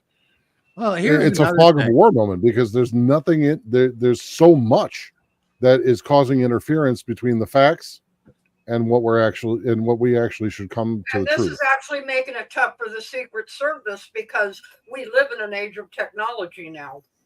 Well, here's one other thing. There are a lot of them left. And as conspiracy theories go, and this is why we need to look at a lot of this with a skeptical eye. It doesn't mean necessarily that it's wrong, but we need to question a lot of what's coming out. Okay, and we have to have discussions. We have to have all this about it. The left is trying to portray that Donald Trump staged this. Yeah, I heard about that. Joy Reid, what a genius.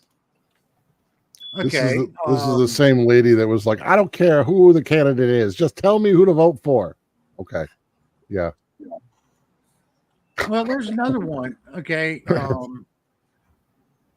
that help who was supposedly a part of the CIA, high up in the CIA, came out with this deal that Trump staged this and turned his head at the perfect time to make it look like he was going to get shot and would have died. But because of his head turn, that proves that it was staged by Trump. This is an idiot who doesn't understand how fast a bullet moves. And that's why he had a bullet hole in the front of his jacket. Not only that, it also that type of narrative also devalues the lives of those that were the life of the firefighter that was lost. And Comtori was killed, shielding his family. Yeah. Two other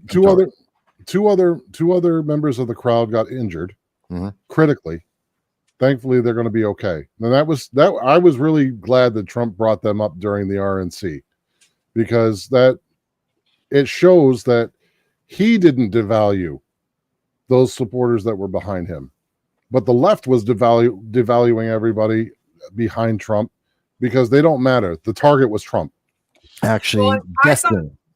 I was going to bring up Destiny, who is a huge progressive figure on YouTube, who not only said publicly denigrating and insulting and justifying the loss of life of Corey Comtore and the two others injured in the assassination attempt. He then went on to Piers Morgan and tried to again state that this was justified, it was worthwhile, simply because they were Republicans. They might have voted for Donald Trump, and he spewed his evil, prejudiced, bias,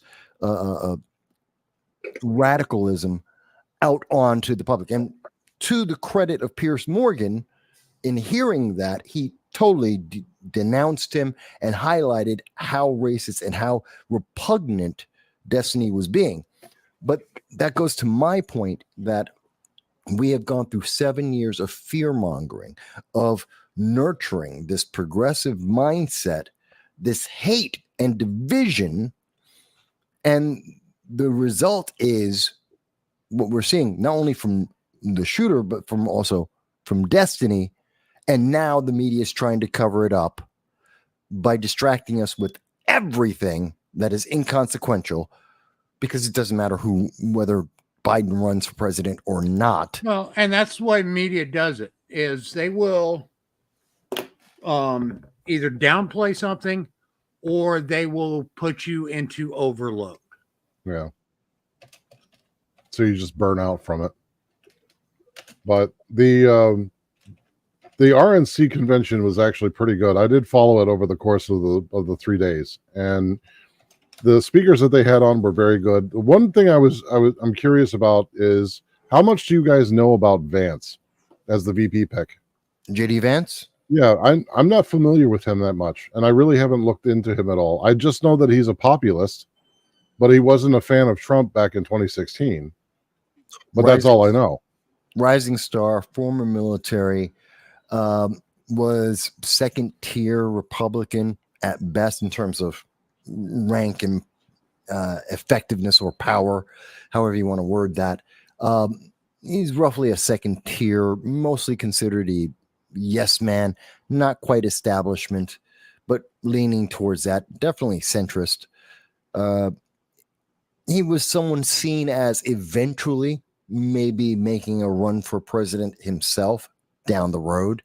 He's seen as someone who's credible, but and apparently internally he caught the eye of Trump, surprising most people, because that's only within the last 2 months that the word or the view of him winning came up. I mean, you go back a month ago, it was everyone was talking about South Dakota Doug Burgum, who had been a presidential candidate, and they were looking at him possibly being picked.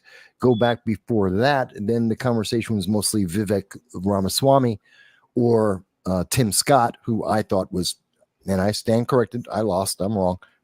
It isn't Tim Scott, but it wasn't Vivek either, and it wasn't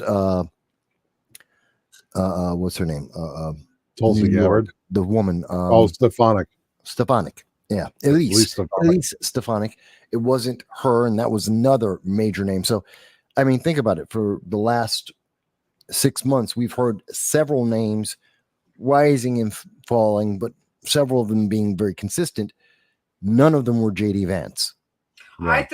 I think he went with Vance too, because they, you got to look at even on the Republican side, you hear old men,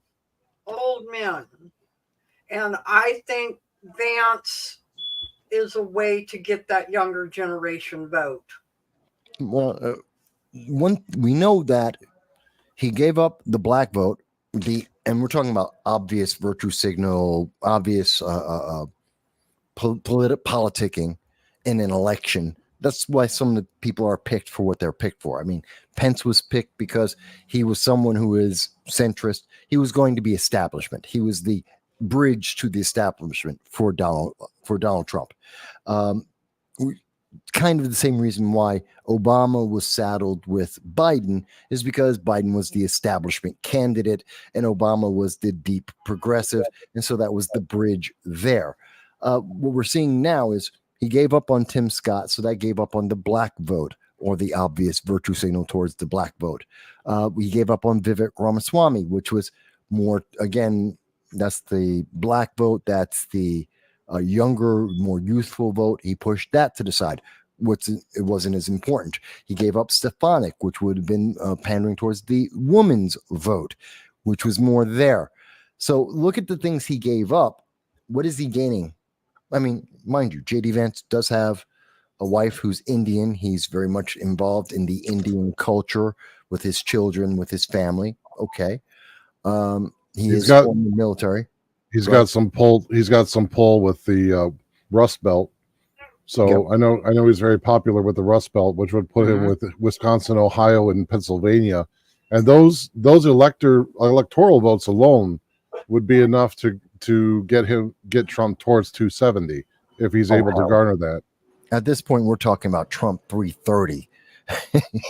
Maybe, but again, the thing of it is that even though Trump has gained popularity in this, and it almost seems like a shoo-in, that does not mean that he will win.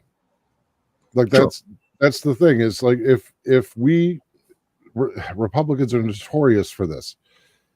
If we don't turn out to vote, then the electorals don't go to vote him in. Like that, it's just, that's the truth of it, is if every time the Republicans think that they have it in the bag, they drop off. They don't go vote. It's the same thing with like who was I talking with? It was we were talking about like Christians in general. For some reason, Christians don't vote. They seem to have this idea that once somebody looks to be God ordained, they just don't show up. And it's like, that's not how the system works. God ordaining your leader is not going to put him there. The system works because you show up to vote. So show up to vote. Well, I want to show you something, okay? And this is part of the problem. Okay, and I was doing a little exploring today. And I found this quite interesting. Okay, this is the 1972 election. Yeah. No, I remember that one. I was alive. We were alive then, some of us. 1976. That was right after Nixon's debacle. Yeah. Yep. 1980, Classic one. 1984, Mm-hmm. 1988, 1992. This is where Democrats start gaining ground again. 96, 2000, 2004, 2008, 12, 16, and 20. Okay.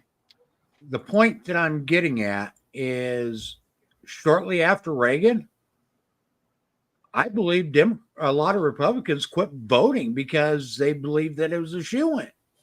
Yeah. I They, don't they- know. I think it's more that people took for granted that they had set the system in place and now they didn't have to participate anymore. Yeah. They took for granted that the system was just going to self-regulate. And it's like, no, the people are an integral part of this, of how our political system works. You remove yourself from it and it doesn't happen. All right. Well, I always go back to what. let's also remember that we're talking about 1980, 1984, 1988. We're talking 32 to 40 years ago. So the people who are now in the voting pool are not the same people who were voting for Ronald Reagan. Right. It's an entirely different demographic than it was back then. So we've got to look at why the people aren't voting. And they're saying the 10 million gun owners in this country aren't registered to vote.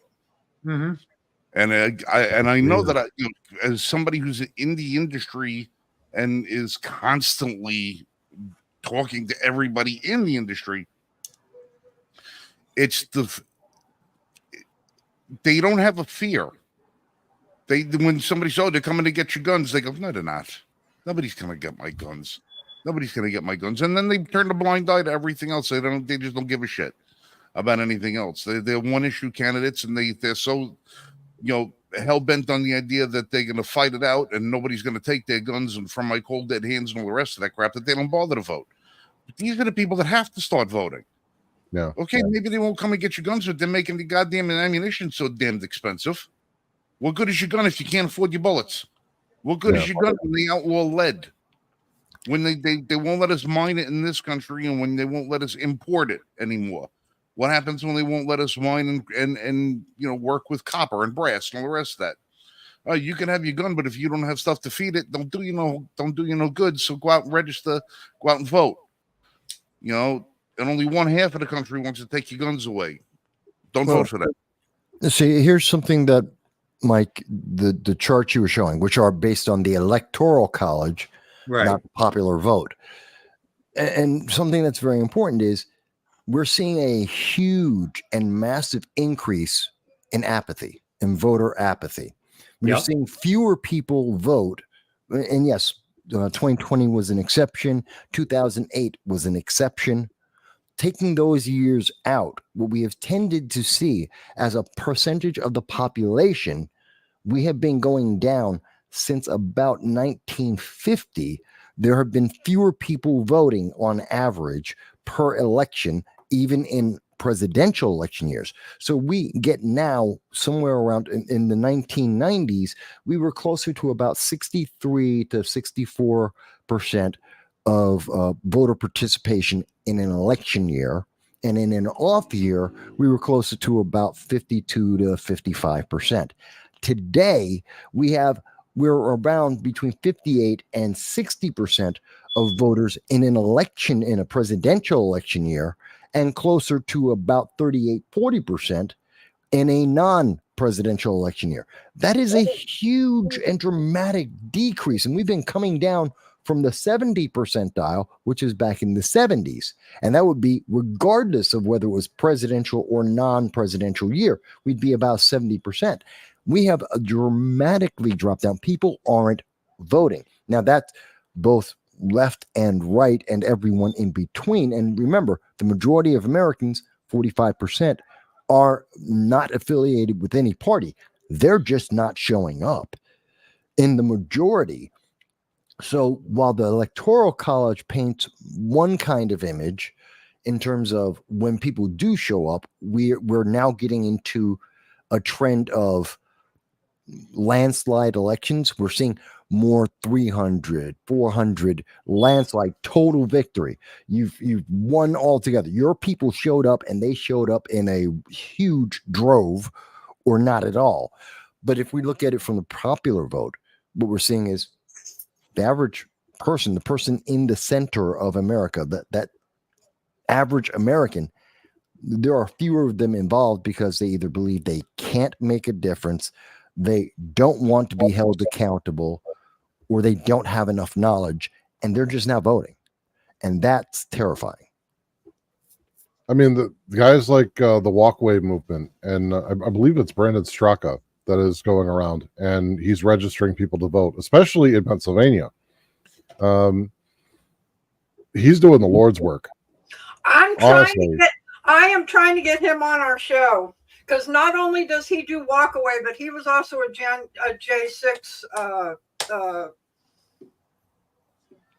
Right. J6er. They persecuted that man. But yeah, I've been working with powers that be. I've been trying to get him on the show for a couple of months now, because I think it's important for people to hear him, especially about the walkaway campaign before voting, because he was a staunch gay liberal.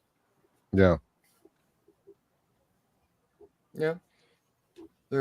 So I think more than anything, one of the things that I really enjoyed about the RNC convention too is when Trump delivered his speech, he acknowledged that there were people that didn't like him, that half the country doesn't appreciate the good things that he managed to do during his administration, the empirically factual things like the tax reform and all that stuff, because they've been fed this idea that it was only for rich donors. Well, I can tell you from a personal standpoint, those tax reforms that Trump put in place helped me. They helped my family financially get into a place where we weren't crushed by debt for the first time in nearly 20 years. But Bush didn't do that. But I think Obama didn't do that. Trump going did off that. of what you're saying, and it is very, very important. But here's what the Democrats, and I think people need to understand this, and I really noticed it after Trump's speech, some of the things I started seeing in the leftist media before that and after that. They don't want you to vote. They're not wanting people to focus on what Trump did before 2020. It was all bad anyway. That's what the message is. It was all bad. But we don't want you to focus on that. We want you to focus on how bad the economy was in 2020 and what that left President Biden, and why President Biden has done so good for this country. Yeah. No, and what I do appreciate too is the fact that after saying all that and acknowledging that the people don't like him, he said, I'm not here to win half of America. I'm here to win it all. And not only am I going to win it all, but you're all going to benefit. So he's not just talking to one half of the nation. He wants everyone to enjoy it, whether they like him or not. He would prefer to be liked. I think that's why he ended up having Haley on. I think that's why he had Amber Rose on. Yeah. He said after the assassination attempt that his speech was going to completely change and it was going to be about unity. Mm-hmm. This is a man who actually wants to unify our country, not like Joe Biden, who has done nothing but divide our country more. Yeah. All right, Buzz, what do you got up here? Well, just going off of what you were talking about there, Jan, this is some of the commentary. This is from within the last 24 hours from Gavin Newsom himself, who will not be the nominee. And we can talk about nominees in a second, but Gavin Newsom came out and he's trying to convince people that, again, demonize Trump, focus on a very small sliver, misinform the public. He's trying to put out this report, which comes from Stephen Ratner. Who's Stephen Ratner? He's not an official in the government. And he's trying to say, well, see, crime was so much worse under Donald Trump. It was so much more horrific. You need to vote for Joe Biden, except he leaves out this.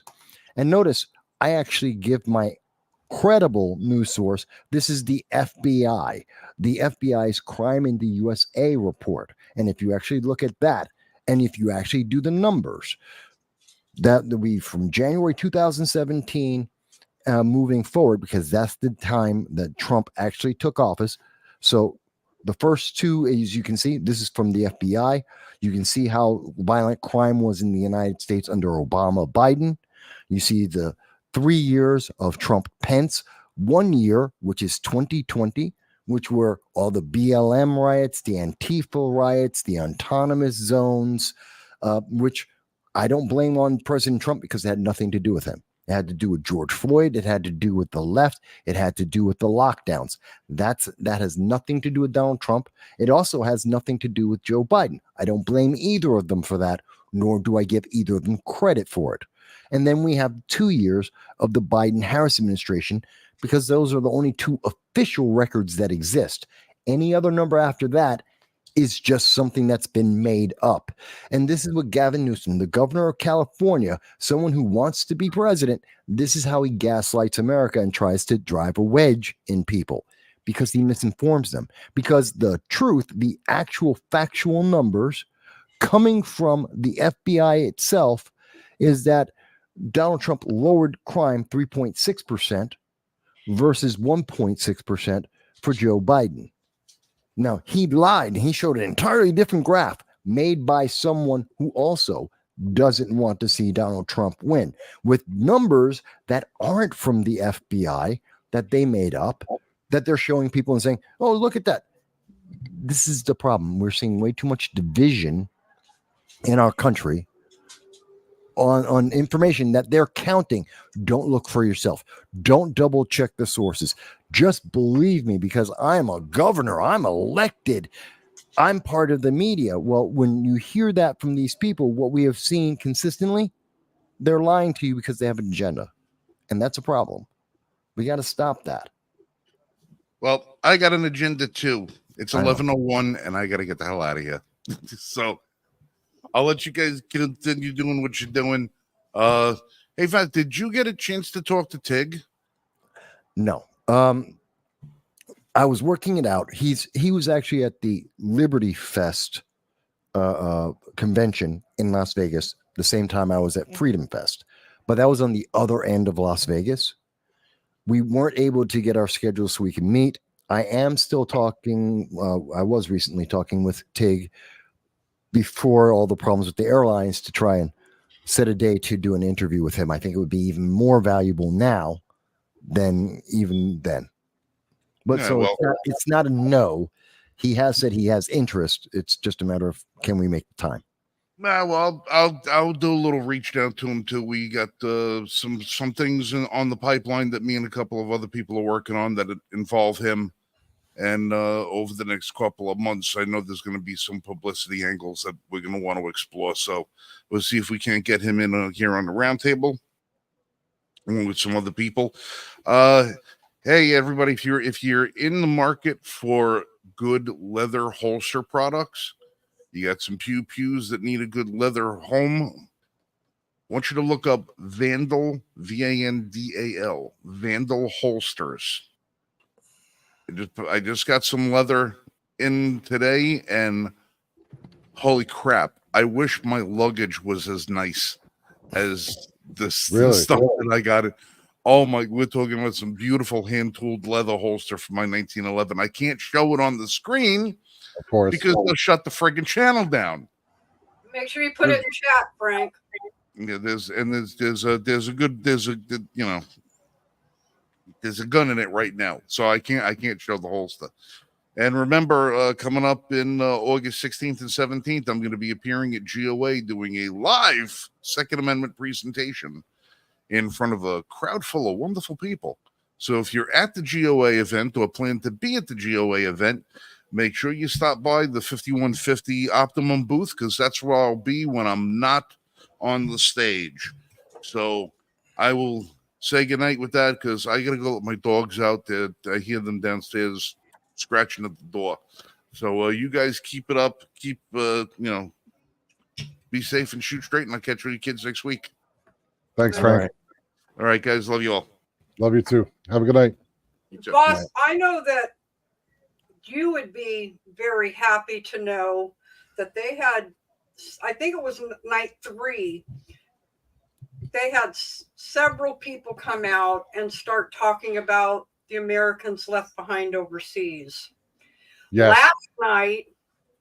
Last night, they had a whole segment on the Afghan withdrawal.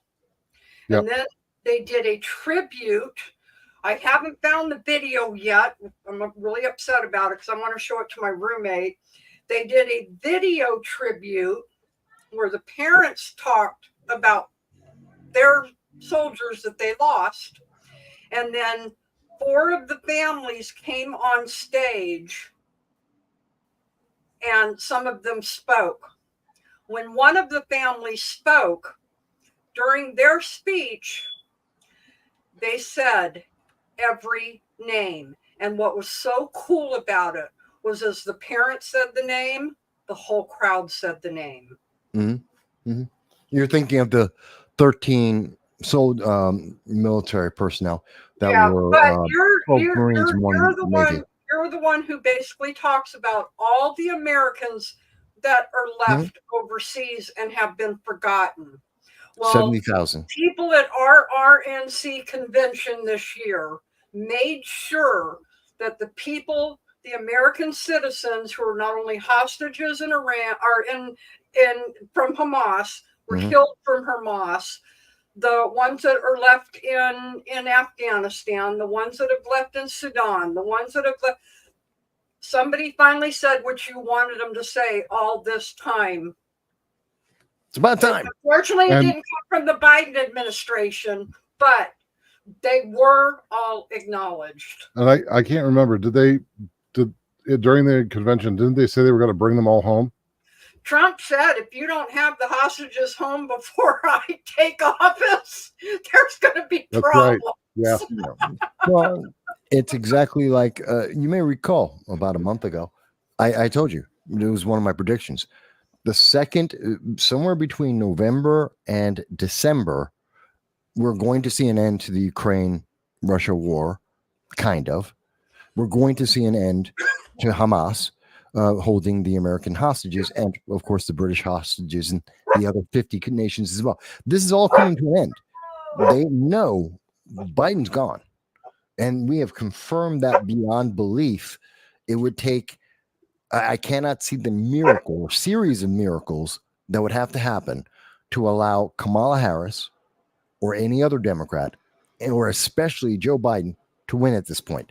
I can't see the miracles that would need to happen back to back to back to do that, which means the rogue nations in the world, the agitators in the world are wrapping up all of their business now that they're going to get someone who isn't only on the job for 6 hours a day, who isn't willing to appease anyone so long as he gets votes, someone who's actually going to pay attention, who is known to be a strong leader, and someone who is willing to be the American cowboy that the world relies on for peace. Yeah. So I'm not surprised by that. But I really didn't watch the convention, partially because of travel issues, but also because we already knew where we were going. I'm glad to hear that these parts were in the RNC event, but I think the thing that's really important right now is what we're going to see going forward. Now, I know Democrats want to focus on their convention, which is a mess. And now they're trying to say, well, could Kamala could win it. No, she can't. No one likes Kamala. She is less liked today than in 2019 when she dropped out of the presidential race the nomination, the Democratic nomination, with only 5% of Democrats supporting her. She has less support today than then. She Well, can't win. Democrats are actually coming out now and saying that there's no way Kamala could win. She can't win. There's no Democrat that could win in 3 months. And by the way, if it's not Kamala on the front ticket, all $200+ million of the money that's been raised by Democrats so far, it all disappears. Only Joe Biden and Kamala Harris can touch it because their names are on the tickets for those donations. So if it's not either of those two individuals, all of that money that they raised, hundreds of millions of dollars, is untouchable and must be returned, theoretically at least, Well, returned. And things I'm seeing reported too is that, yes, they want him to step down, but they basically want him to step down because they know he's lost the election. Yes. They're focused on Congress right now. Yes. Congress and the Senate. Well, here's something that should be mentioned. This is the evil of the Democratic Party. And let me be very specific about that. I'm not talking about rank and file voters. I'm talking about the elected officials, the elites of there. They are doing to Biden what they did to Dianne Feinstein, using them up to the very last second that they are alive and useful and functional, and throwing them away. That's what they did to Dianne Feinstein. In her last week of life, they were wheeling around DC, telling her what to say, literally on microphone. We heard her. She's being told what to say. She's being told how to vote, wheeled to the next place, told to do the same thing until the moment she died. They're doing that to Biden here. He's no longer useful. Now that the world has seen he's a zombie and that he is useless, that he has 6 hours a day and someone else unspoken is in charge 18 hours a day for God knows how many months, if not years, that this has been happening.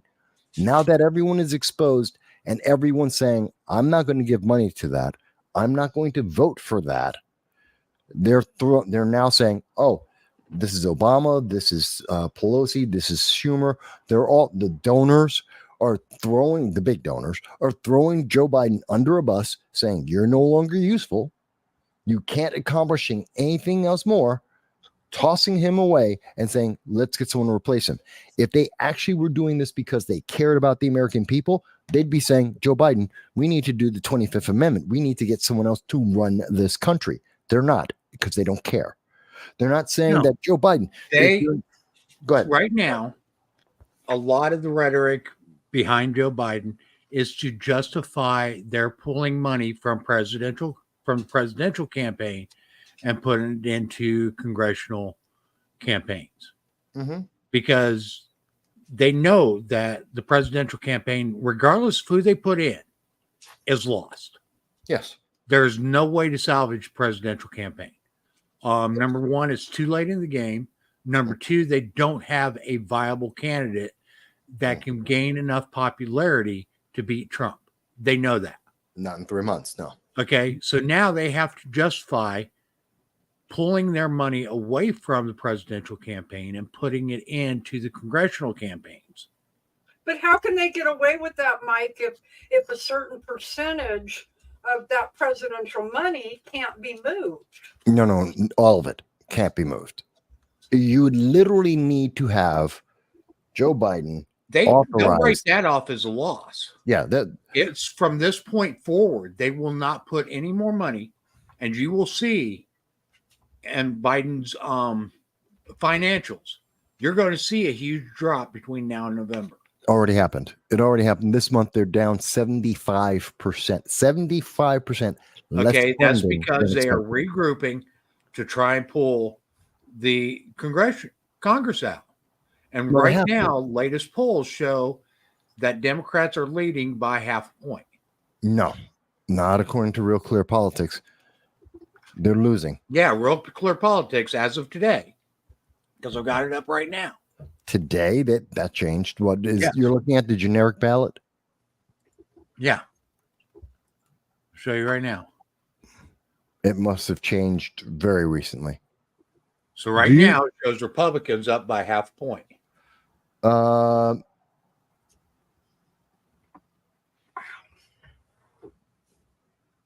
yeah, Republicans are up. Yeah. Yeah, we've been up between half a point and 1 point for the last roughly 9 months. Right. That's the same trend that we've seen with Donald Trump, in terms of the Michigan race, and in terms of, I believe it was also, I think it was North Carolina or Wisconsin. We saw the same average. What I Now, here's consider a big important there change. is the trend. Okay. Since the assassination attempt, Double. They all doubled. mhm. Well, most of them have doubled. Okay, Michigan's gone to 1.7, and has been trending at about 0.8. Georgia's up to 4, and if I remember right, it's been trending about 2. Pennsylvania's been roughly about 4.5 all the way along, Yeah. and North Carolina's been averaging about 5. It's up to 5.7. Mm-hmm. Yeah, that's about right. That's been the trend consistently. So I still think that their biggest concern, in terms of literally right after the Stephanopoulos speech, if people don't believe us, check the news reports. You'll hear it from CNBC. You'll hear it from MSNBC. After the Stephanopoulos ABC interview, we heard the Democrats start saying, we need to preserve the House and the Senate. In fact, the most recent report that is not denied by Chuck Schumer, the senator from New York, who is the Senate majority leader, and Nancy Pelosi, have both said that Democrats can't win. They have to preserve the House and the Senate. That's their goal. They've already made the announcement. They've already made the direction change, which tells me that who in the hell, it has to be Kamala, because no one else who wants this. And that So- rhetoric has been going around since the debate. So here's a question then. So they take Biden off the front of the ticket, they put Kamala on, right, to try and preserve as much of the funding as possible. Then they pay. What would the likelihood be if they place somebody like Hakeem Jeffries as the vice president Zero. on the ticket? Lose. No. They suck away. They lose Congress. They lose the Senate. Hakeem Jeffries can't do it. He's too progressive. You're talking about Pritzker out of Illinois, Bashar, and Pennsylvania's Joe Shapiro. Those are three names that are being mentioned right now because they're the only three. They're all governors. They're all secure. They have popularity behind them. In the case of Pritzker, J.B. Pritzker of Illinois, he's a billionaire. He's got money.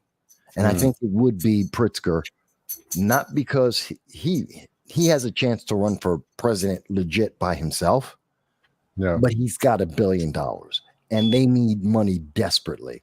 So they're going to try and convince him, I am very sure, some kind of deal will be made that he'll take a loss to put his name behind Kamala that no one wants to do. No one wants to attach to her because they are going to lose. She is that much disliked. He's going to watch him drop $100 million overnight, kind of like what we saw Bloomberg do in 2020. And he'll get compensated with some kind of goodies from the DNC going down the road. That's what I think will happen. I was thinking that if they put in Hakeem Jeffries, that would mobilize the left to go back to voting for Democrats. No. Cori Bush is losing by double digits as we speak. That's some of the news that happened this week. No one's been talking about. Cori Bush is part of the squad, part of the original members of the squad, part of the Democratic Socialists of America, that progressive movement. She's being destroyed.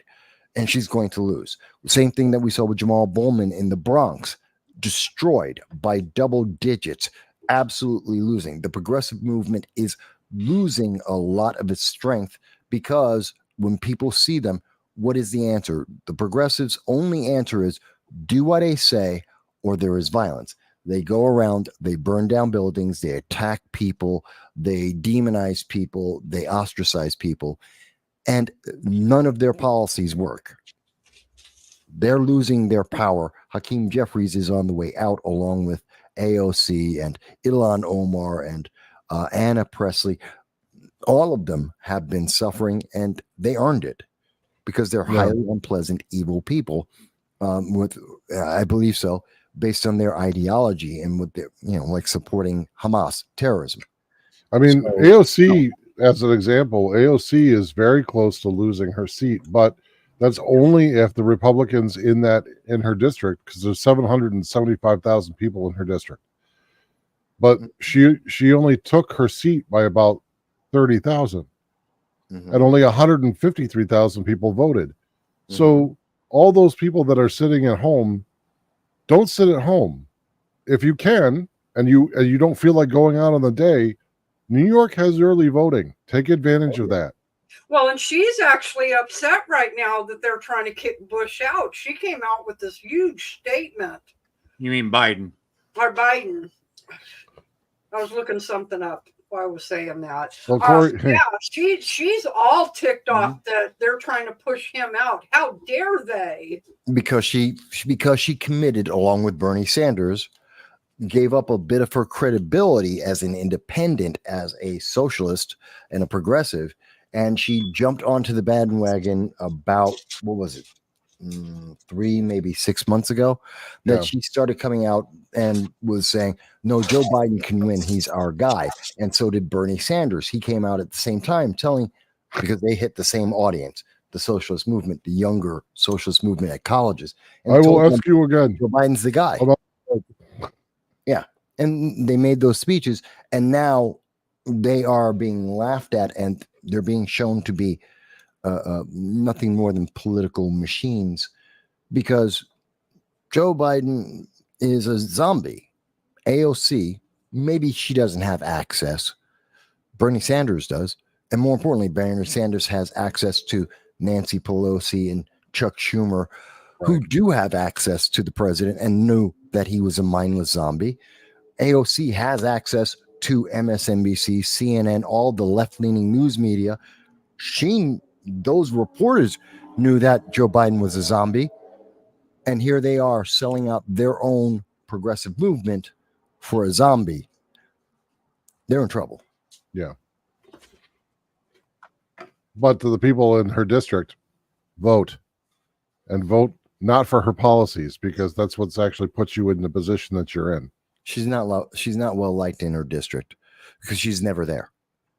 Yeah. Well, and she doesn't live there anymore. When her own supporters denounce her, she lost the endorsement of the Democratic Socialist Party. AOC did, because she wouldn't support Hamas. Yeah.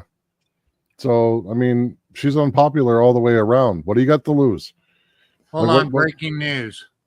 Breaking news? Breaking? Yeah. What's breaking? This was posted 1 minute ago by Chuck Schumer. Sheila Jackson Lee has passed away. Oh, wow. Really? What? Yes.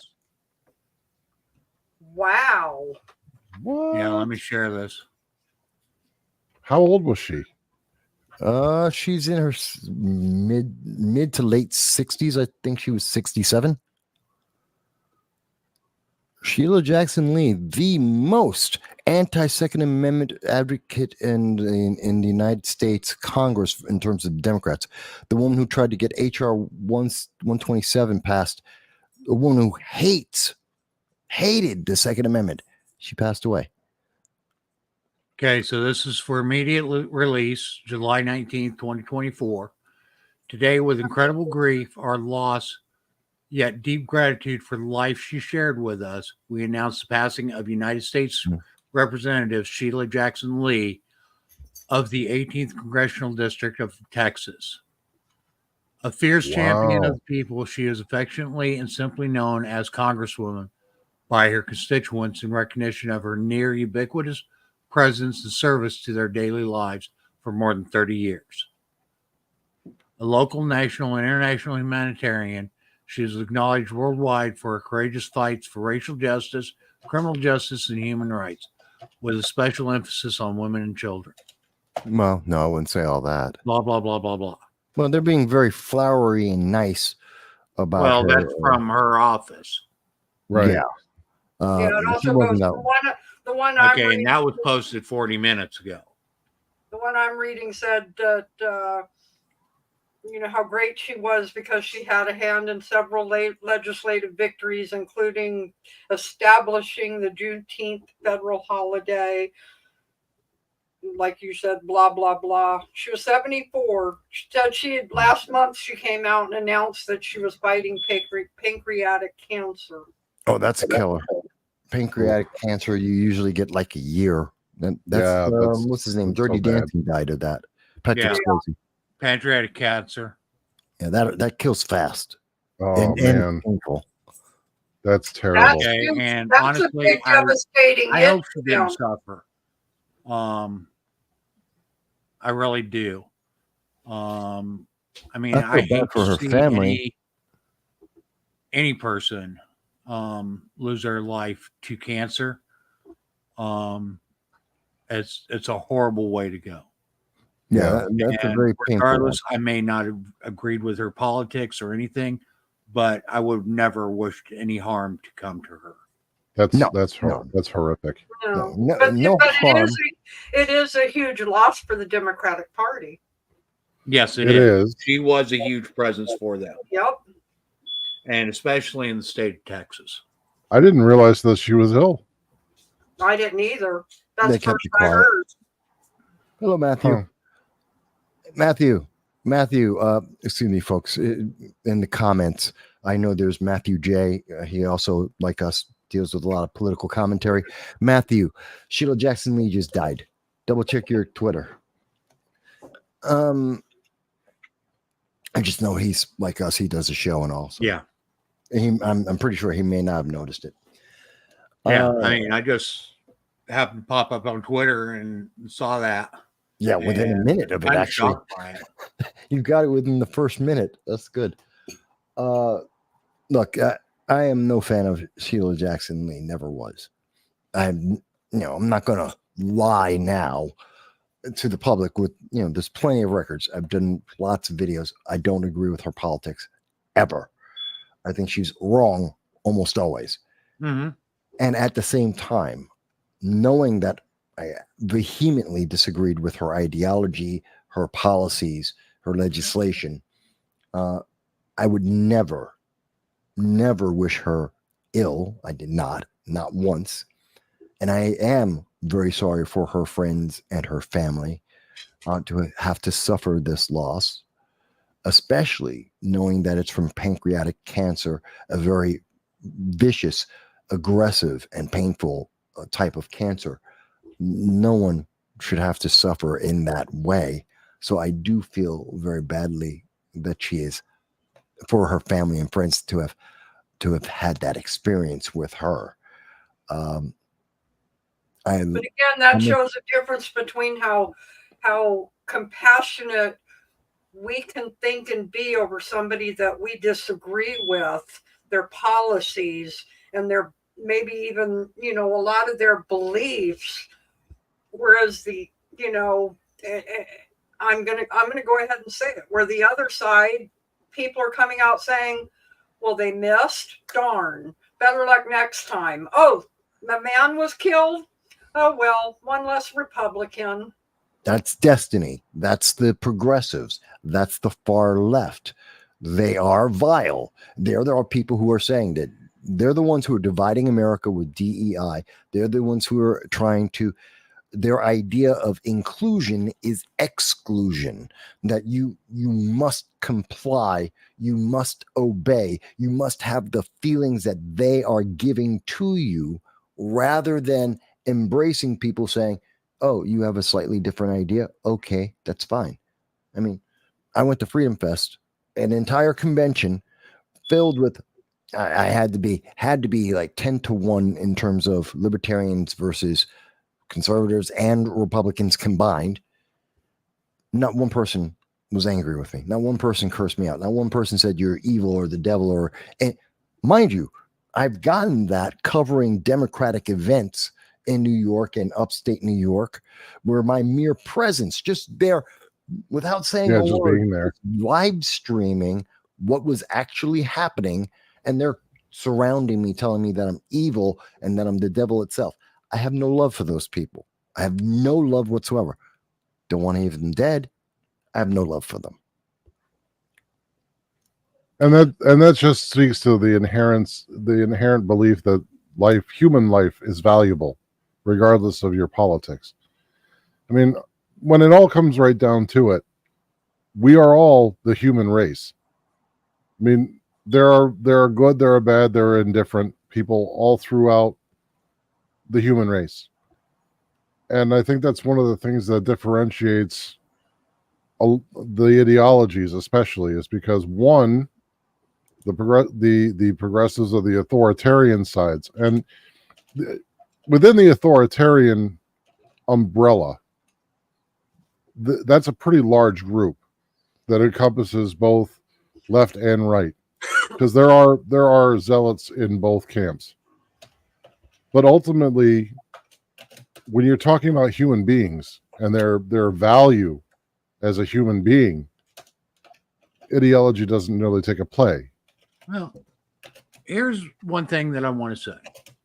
Okay, is Sheila Jackson Lee for 30 years served her constituents in the manner that she felt was right. Okay, even though we disagree politically, and I will 100% say I disagree with every position she stands on. She stood for what she believed in. Mm-hmm. And her constituents decided that she needed to represent them for 30 years. Now, you all know how I kind of feel about incumbents being reelected year after year after year after year. Right. But that doesn't absolve the fact that she has literally been reelected for 30 years. That means she went through 15 elections where she had to be reelected. Mm-hmm. Okay. And regardless of what I think about her politics or anything else, I don't think that anything bad should have came of her. She served in the way that she felt was the best for her constituents. Whether I agree with that or not is besides the fact. Mm-hmm. That's what her constituents agreed with. Yeah. Well, and I think now that this news has come out, we've talked about, how one side versus the other side, looks at somebody passing away within that ideology. It rounds back again to this year's convention, unity. Yeah. We have to unify as a country. I tell you, the first time I was ever no more proud to be an American was when I got to vote for Reagan the first time. That was his second term. After, I was a pretty proud American when I got to vote for Donald Trump the first time. I was pretty proud the second time, but there was something different this time. I am overjoyed to be in America. That Republican rally has fired me up. I have sat back because of the 2020 election, before that, being kicked off of Facebook, having my group shut down, having this. Do I talk since then? Yeah, but it's only to certain people. And after last night ended, I'm not going to be silent anymore. I don't care if Facebook kicks me off again. I'll just make another profile. Yeah. And that's kind of the way I feel about any of the social media platforms. If they decide to boot me off, I either won't participate in that social media platform anymore, or I will make another profile if I feel it's significant enough for me to be on there. Well, they wanted us silent. They tried Now, to we silence do us. something that did happen here last day is something that needs to be also addressed to some point, and that is the CrowdStrike failure, which literally crippled IT for the majority of the United States.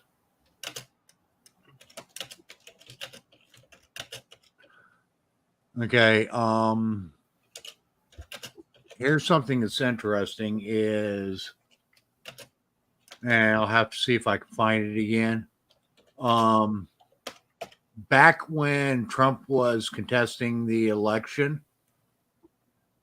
he mentioned CrowdStrike as a part of it, and he wanted CrowdStrike servers checked into because that was the DNC. And basically, he was told that they couldn't be looked into because CrowdStrike is a Ukrainian company. So this is going to sound like a conspiracy theory, and this is just a thought, and it's not even a full theory yet. Stand by for just a second. I'll be right back with it. Well, I could tell you that my work was affected by the CrowdStrike problem. And I was at work today for a full shift, and it might have been more constructive just to take a pile of money out in the parking lot and light it on fire than be there. We couldn't do anything. Like most of your businesses now that have these corporate solutions for tech and cloud-based services, all of our plannings, all of our assembly instructions, all of our record keeping is all done digitally. Right. We were loggerheads. We had nothing else to do except shift parts around all day. Now, I was sitting out in the parking lot and I was telling the guys, I was like, hey, why don't we just all take out our wallets, grab all the money we made today, throw it in the parking lot and light it on fire. We could have a cookout. That would be more constructive. It was ridiculous. So Peter brings up CrowdStrike also had DNC and Russiagate servers. No. Okay. Not surprised. Trump has pretty much clarified that, and I don't think he's going to use lawfare like everybody's claiming he's going to do, but he is going to clean house in a lot of departments. Yeah. Which is his right to do as the head of the executive branch. I'm wondering if this failure wasn't a means of eliminating some data that would be pretty inconvenient if it actually came forth during an investigation. Yeah. Well, when was the last time you saw an update cause this much issue? You don't. You don't. Well, that was their excuse, though. It was an update. Yeah, you don't. It's not an update. It was obviously a cyber attack. I was saying today that this, if you wanted the world to go dark because you wanted to hide something, this is the way to do it. I mean, the only difference is that it went so far as to ground planes. It stopped freight. It stopped hospitals from working properly. So yeah, dispatches, crippled government. So everything but communications. Like the fact that we're able to speak tonight in a live stream is because we're not using CrowdStrike on our personal computers. Well, that and the fact that the servers that this is operated from are Linux based. Yeah. Right. And it didn't affect my computer. Some older computers, older programs, various safeguards also help prevent that. But I don't think this was meant to cover up something. I truly don't. I don't think this was someone trying to protect Biden or Democrats or the deep state. I don't think it's any of that. I mean, I understand why people do say that. The timing is suspect. The need for some of these organizations going forward does seem to be increasing. but Microsoft is known to be deeply flawed, filled with many vulnerabilities, and that there are often breakthroughs to attack various cyber hacks that come in and attack their weaknesses that have had massive, well, usually it's internal or continent wide attacks against their infrastructure. And we haven't seen it have this kind of impact, but this time they went for one of the vulnerabilities that happened to be global.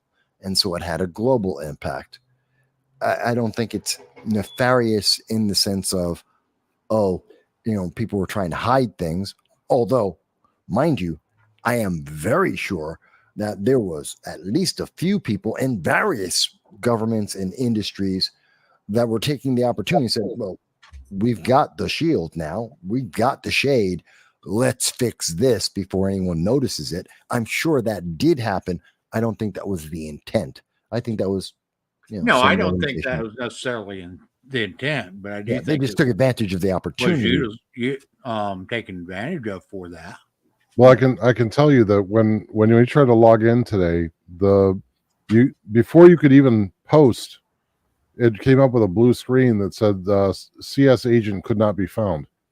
So basically, you were locked out of your computer and your data. You couldn't even log on. Now, not all computers were affected. Like 1 out of every 10 would still log in normally. But that was me. I mean, but I'm like cruising the floor trying to find something to be able to log the data of the stuff I'm working on, and it was 1 out of every 10 computers that was actually functioning. So we're all queuing up to take our turns at the working computers. It slowed everything down to the point where it was almost non-functional. Yeah, but that's the problem when you have. This is one of the reasons why we try not to have, or theoretically aren't supposed to have, monopolies. Right. Especially when it's doing mission critical data, like for the government or hospitals and such, where you have mission critical data and software funneled through one system. And if I break that one system, all the dominoes fall and everything else falls with it. This is a wonderful. The positive news is this is a wake up call for many governments, for many hospitals, mission critical agencies and systems that are telling us diversify.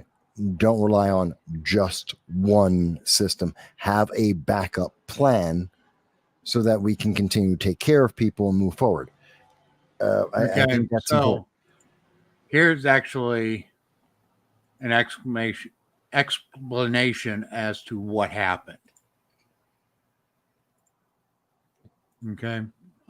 This guy's a C++ programmer, and it was a null pointer. And what he's saying is that the memory address that it's trying to get access to was 156, which does not exist. And that's why Windows shut down whenever it tried. And that's would make sense with what Dahl was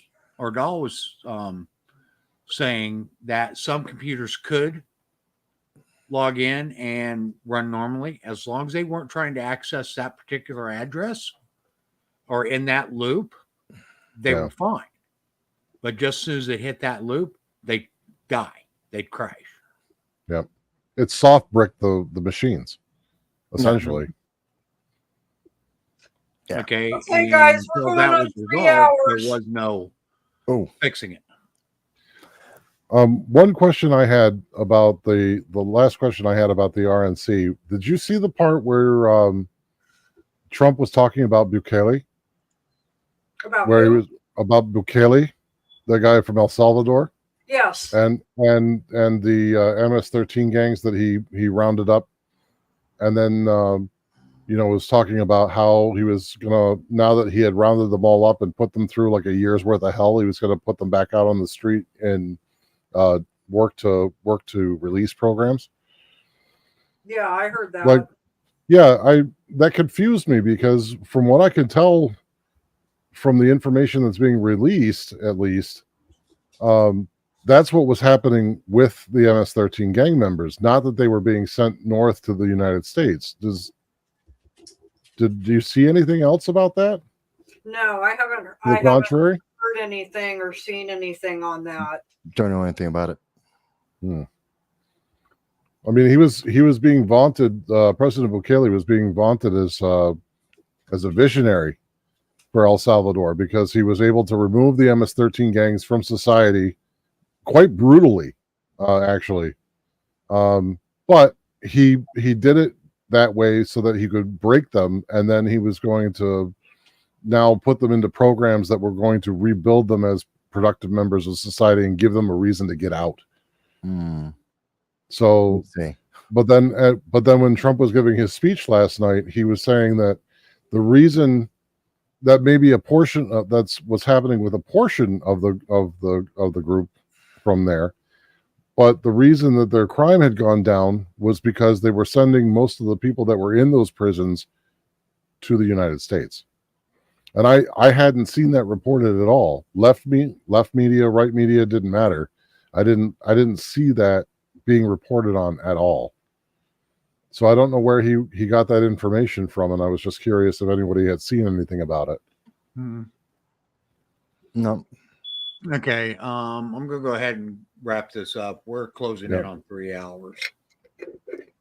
I barely Real noticed. quick, I mean, we had a lot to talk about this week, with everything's going on, and we still barely scratched the surface of what's actually going on. We really didn't talk about the Biden deal a whole lot, which that couldn't be a whole episode in and of itself. We did touch on it. And there's a lot of other things that should have been touched on that we didn't. But that's the way it goes. Okay. So with that, I'm going to go ahead and say we're here every Friday night, 9 p.m. Eastern time. We ask that you join us, join in the chat.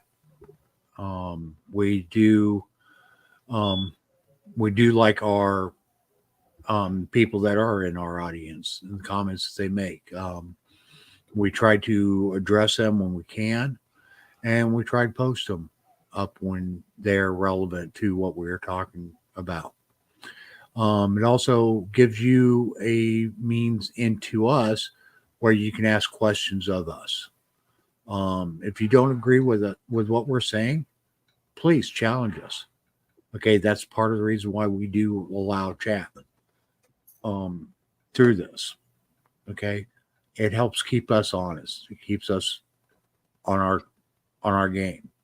Okay, everything everything we talk about, we try to verify as much as we can. Okay, and we miss stuff at times. So we do enjoy our audience keeping us honest.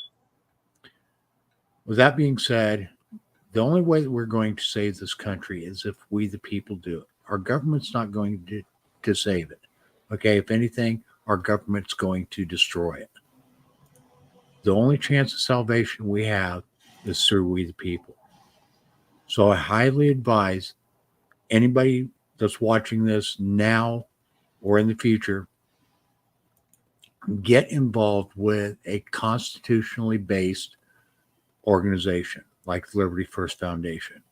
You can join us through L1F.us. We have a membership drive there, and any funds that we raise through our membership is being used to bring our message to other people. With that, I want to thank you all for joining us in the chat. I want to thank you for the comments. Thank you, Michael. Thank you, Dahl. Thank you, Jan. Always a pleasure. Great conversation. And Mike, it's good to see that you're doing good. I know we didn't get a chance to cover that tonight, but on to health, baby. So, well, I'm not planning on going anywhere anytime soon. So good, because the country needs you. Yep. Okay, with that, we're going to go ahead and say goodnight. We'll see you all next week, 9 p.m. Right. Eastern Time.